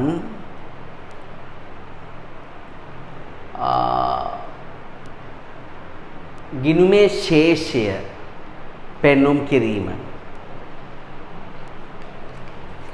ගිණුමේ ශේෂය පෙන්눔 කිරීම. ගිණුම් අතර මුදල් මාරු කිරීම.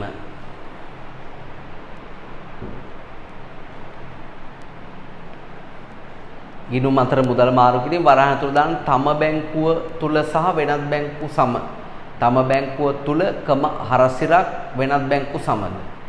තම බැංකුව හරස්සිරක් වෙනත් බැංකු සමග. ගිණුම් අතර මුදල් මාරු කිරීම වරහන් තුල තම බැංකුව හරස්සිරක් වෙනත් බැංකු සමග.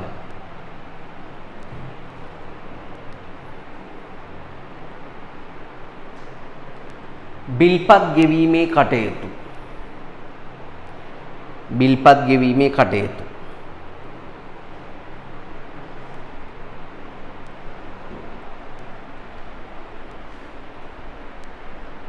ගිණුම් සම්බන්ධ තොරතුරු සැපයීම, පොලිය වෙනස් වීම, මේ වගේ දේවල්.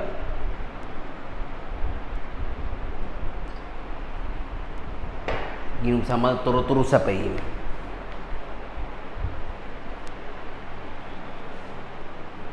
ගනුදෙනුකරුවන්ගේ විමසීම් සඳහා පිළිතුරු සැපයීම. ඒවා ඉතින් ඒ උත්තර එහෙම ගබඩා කරලා තියෙන්නේ. අපි අර ආසන්න ප්‍රශ්නයක් ඇහුවාම ඒ ආසන්න ප්‍රශ්න උත්තර දෙනවා. හරිද?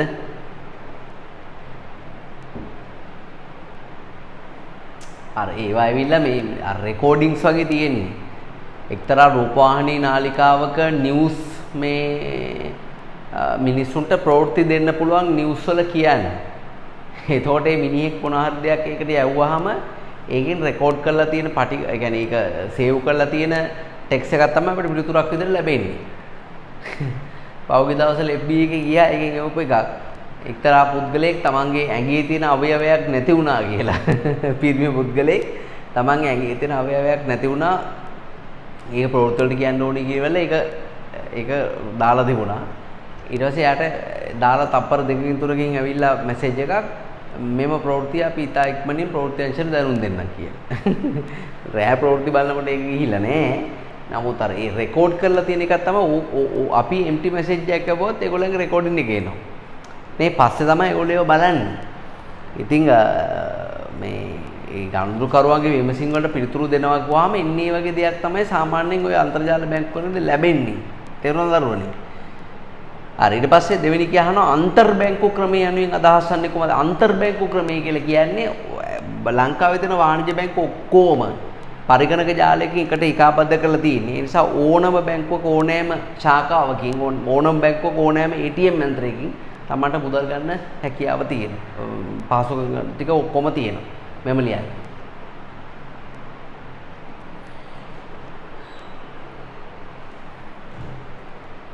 ඕනෑම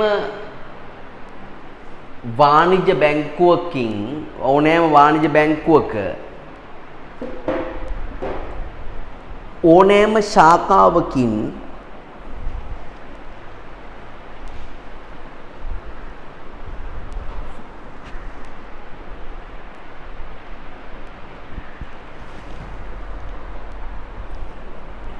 ගනුදෙනුකරුවන්ට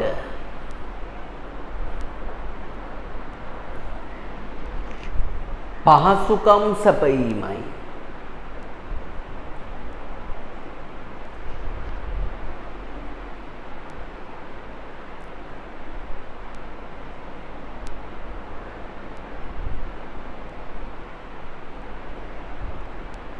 පහසුකම් සැපයීමයි. එනම් පරිගණක ජාලයක් මගින්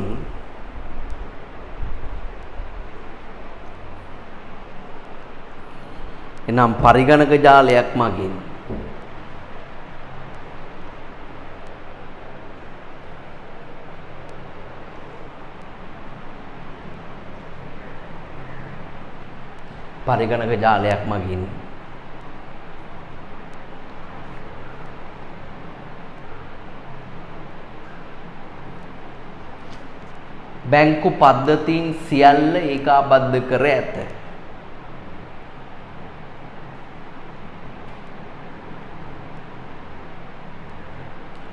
right. ඊට පස්සේ තුන්වෙනි ප්‍රශ්නට යමු. ඒකේ තියෙන අන්තර්ජාල බැංකුකරණය මගින් ගනුදෙනුකරුවන්ට ලැබෙන විවිධ ප්‍රතිලාභ මොනවද කියලා අහනවා. කස්ටමර් කෙනෙක් අන්තර්ජාල බැංකුකරණයක් පාවිච්චි කරනවා නම් එයාට ලැබෙන විවිධ ප්‍රතිලාභ මොනවද කියලා තමයි අහන්නේ. හරි, ඊට පස්සේ අපි ලියමු ප්‍රතිලාභ ටික. පළවෙනි එක ලියන්න කාලය ඉතිරි වීම. බැංකුවට ගිහිල්ලා පෝලිං වල ඉන්න ඕනේ නැහැනේ. ඒතොර ඒ කාලය අනිවාර්යෙන් ඉතුරු වෙනවා. කාලය ඉතිරි වීම.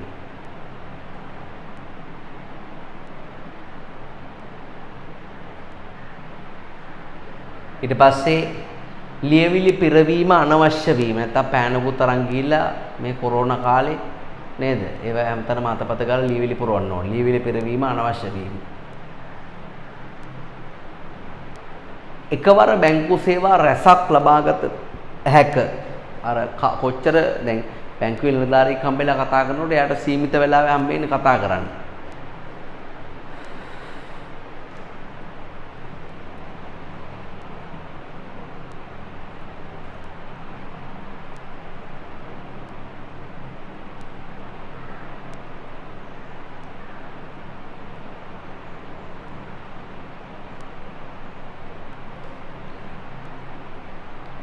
එකවර සේවා රැසක් ලබාගත හැකි වීම. දවසේ ඕනෑම වේලාවක පහසුකම් ලබාගත හැක. දවසේ ඕනෑම වේලාවක පහසුකම් ලබාගත හැක.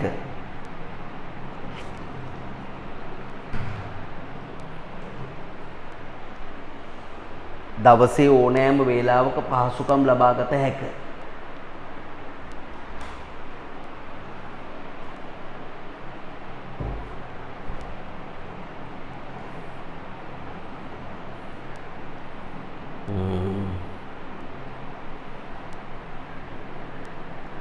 ඊළඟට තව අපි අලුත් උත්තරයක් ලියමු. සෞඛ්‍ය ආරක්ෂිතව බැංකු පහසුකම් ලබාගත හැක. ATM මැෂින් එකකටත් යන්න මටත් වඩා නේ. ඒක හැමෝම ඇවිල්ලා අල්ලනවනේ. සෞඛ්‍ය ආරක්ෂිතව බැංකු පහසුකම් ලබාගත හැකි මේ කාලයට ගැලපෙන උත්තරයක්. මේ කාලේ මේ කොරෝනා කාලේ පුතා මේ වගේ ඉන්ටර්නෙට් එකෙන් කරන මේ හැමදේම ඉගැන්වීම් කටයුතු වෛද්‍ය පහසුකම් ගෙවීම් කටයුතු ඒ හැමදේම ජනප්‍රිය වෙලා තියෙනවා. හරි. සෞඛ්‍ය ආරක්ෂිතව බැංකු පහසුකම් ලබාගත හැක. රහස්‍යභාවයේ උපරිම වීම.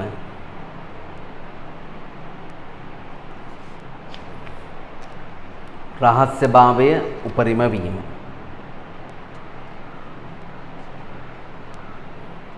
හරි. හරි. වීඩියෝ එක ටිකක් දිග වැඩි නිසා අපි ඊළඟ වීඩියෝ එකේදී සාකච්ඡා කරමු පුතාලා බැංකුවල මේ ලංකාවේ මූල්‍ය පද්ධතියේ තියෙන මූල්‍ය යටිතල පහසුකම් පිළිබඳව. ඒතර මේ පාඩමේ අපි අවසාන කොටස් වලට තමයි ඇවිල්ලා ඉන්නේ. මූල්‍ය ආයතන ටික අපි ඔක්කොම වර්ග කරගත්තා. ඒවැය පිළිබඳ දල හැඳින්වීමක් ගත්තා. අත්‍යවශ්‍ය දේවල් වලින් කරන කාර්යයන්.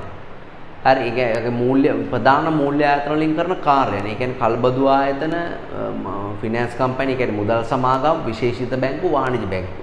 ඒවැය කාර්යයන් පිළිබඳව අපි හොඳ අවබෝධයකුත් ලැබුවා. අපි දැන් බලමු මේ ජනතාවට මේ වාණිජ බැංකු පහසුකම්, ජනතාවට මේ බැංකු පහසුකම්, මූල්‍ය වෙළඳපොලේ තියෙන පහසුකම් ජනතාවට ළඟා කරන්න යටිතල පහසුකම් ටිකක් තියෙන්න ඕනේ. දැන් වාහනයකට ගමන් කරන්න තියෙන්න එපා මාර්ගයක් නේ. වාහනයකට නිදාගන්න ඇදක් හරි එකට සුසු පරිසරයක් තියෙනවා. දූරියන් ගෙඩි දෙකක් උඩ නිදාගන්න බෑනේ. ඒ වගේ මේ බැංකු පහසුකම් මේසා විශාල බැංකු පහසුකම් ටිකක් අපේ අතට එන්න ඒක සපේන යටිතල පහසුකම් ටිකක් තියෙනවා. අන්නේ යටිතල පහසුකම් ටික අපි ඊළඟ වීඩියෝ එකේදී සාකච්ඡා කරමු. රයිට්. ආයිබෝන්.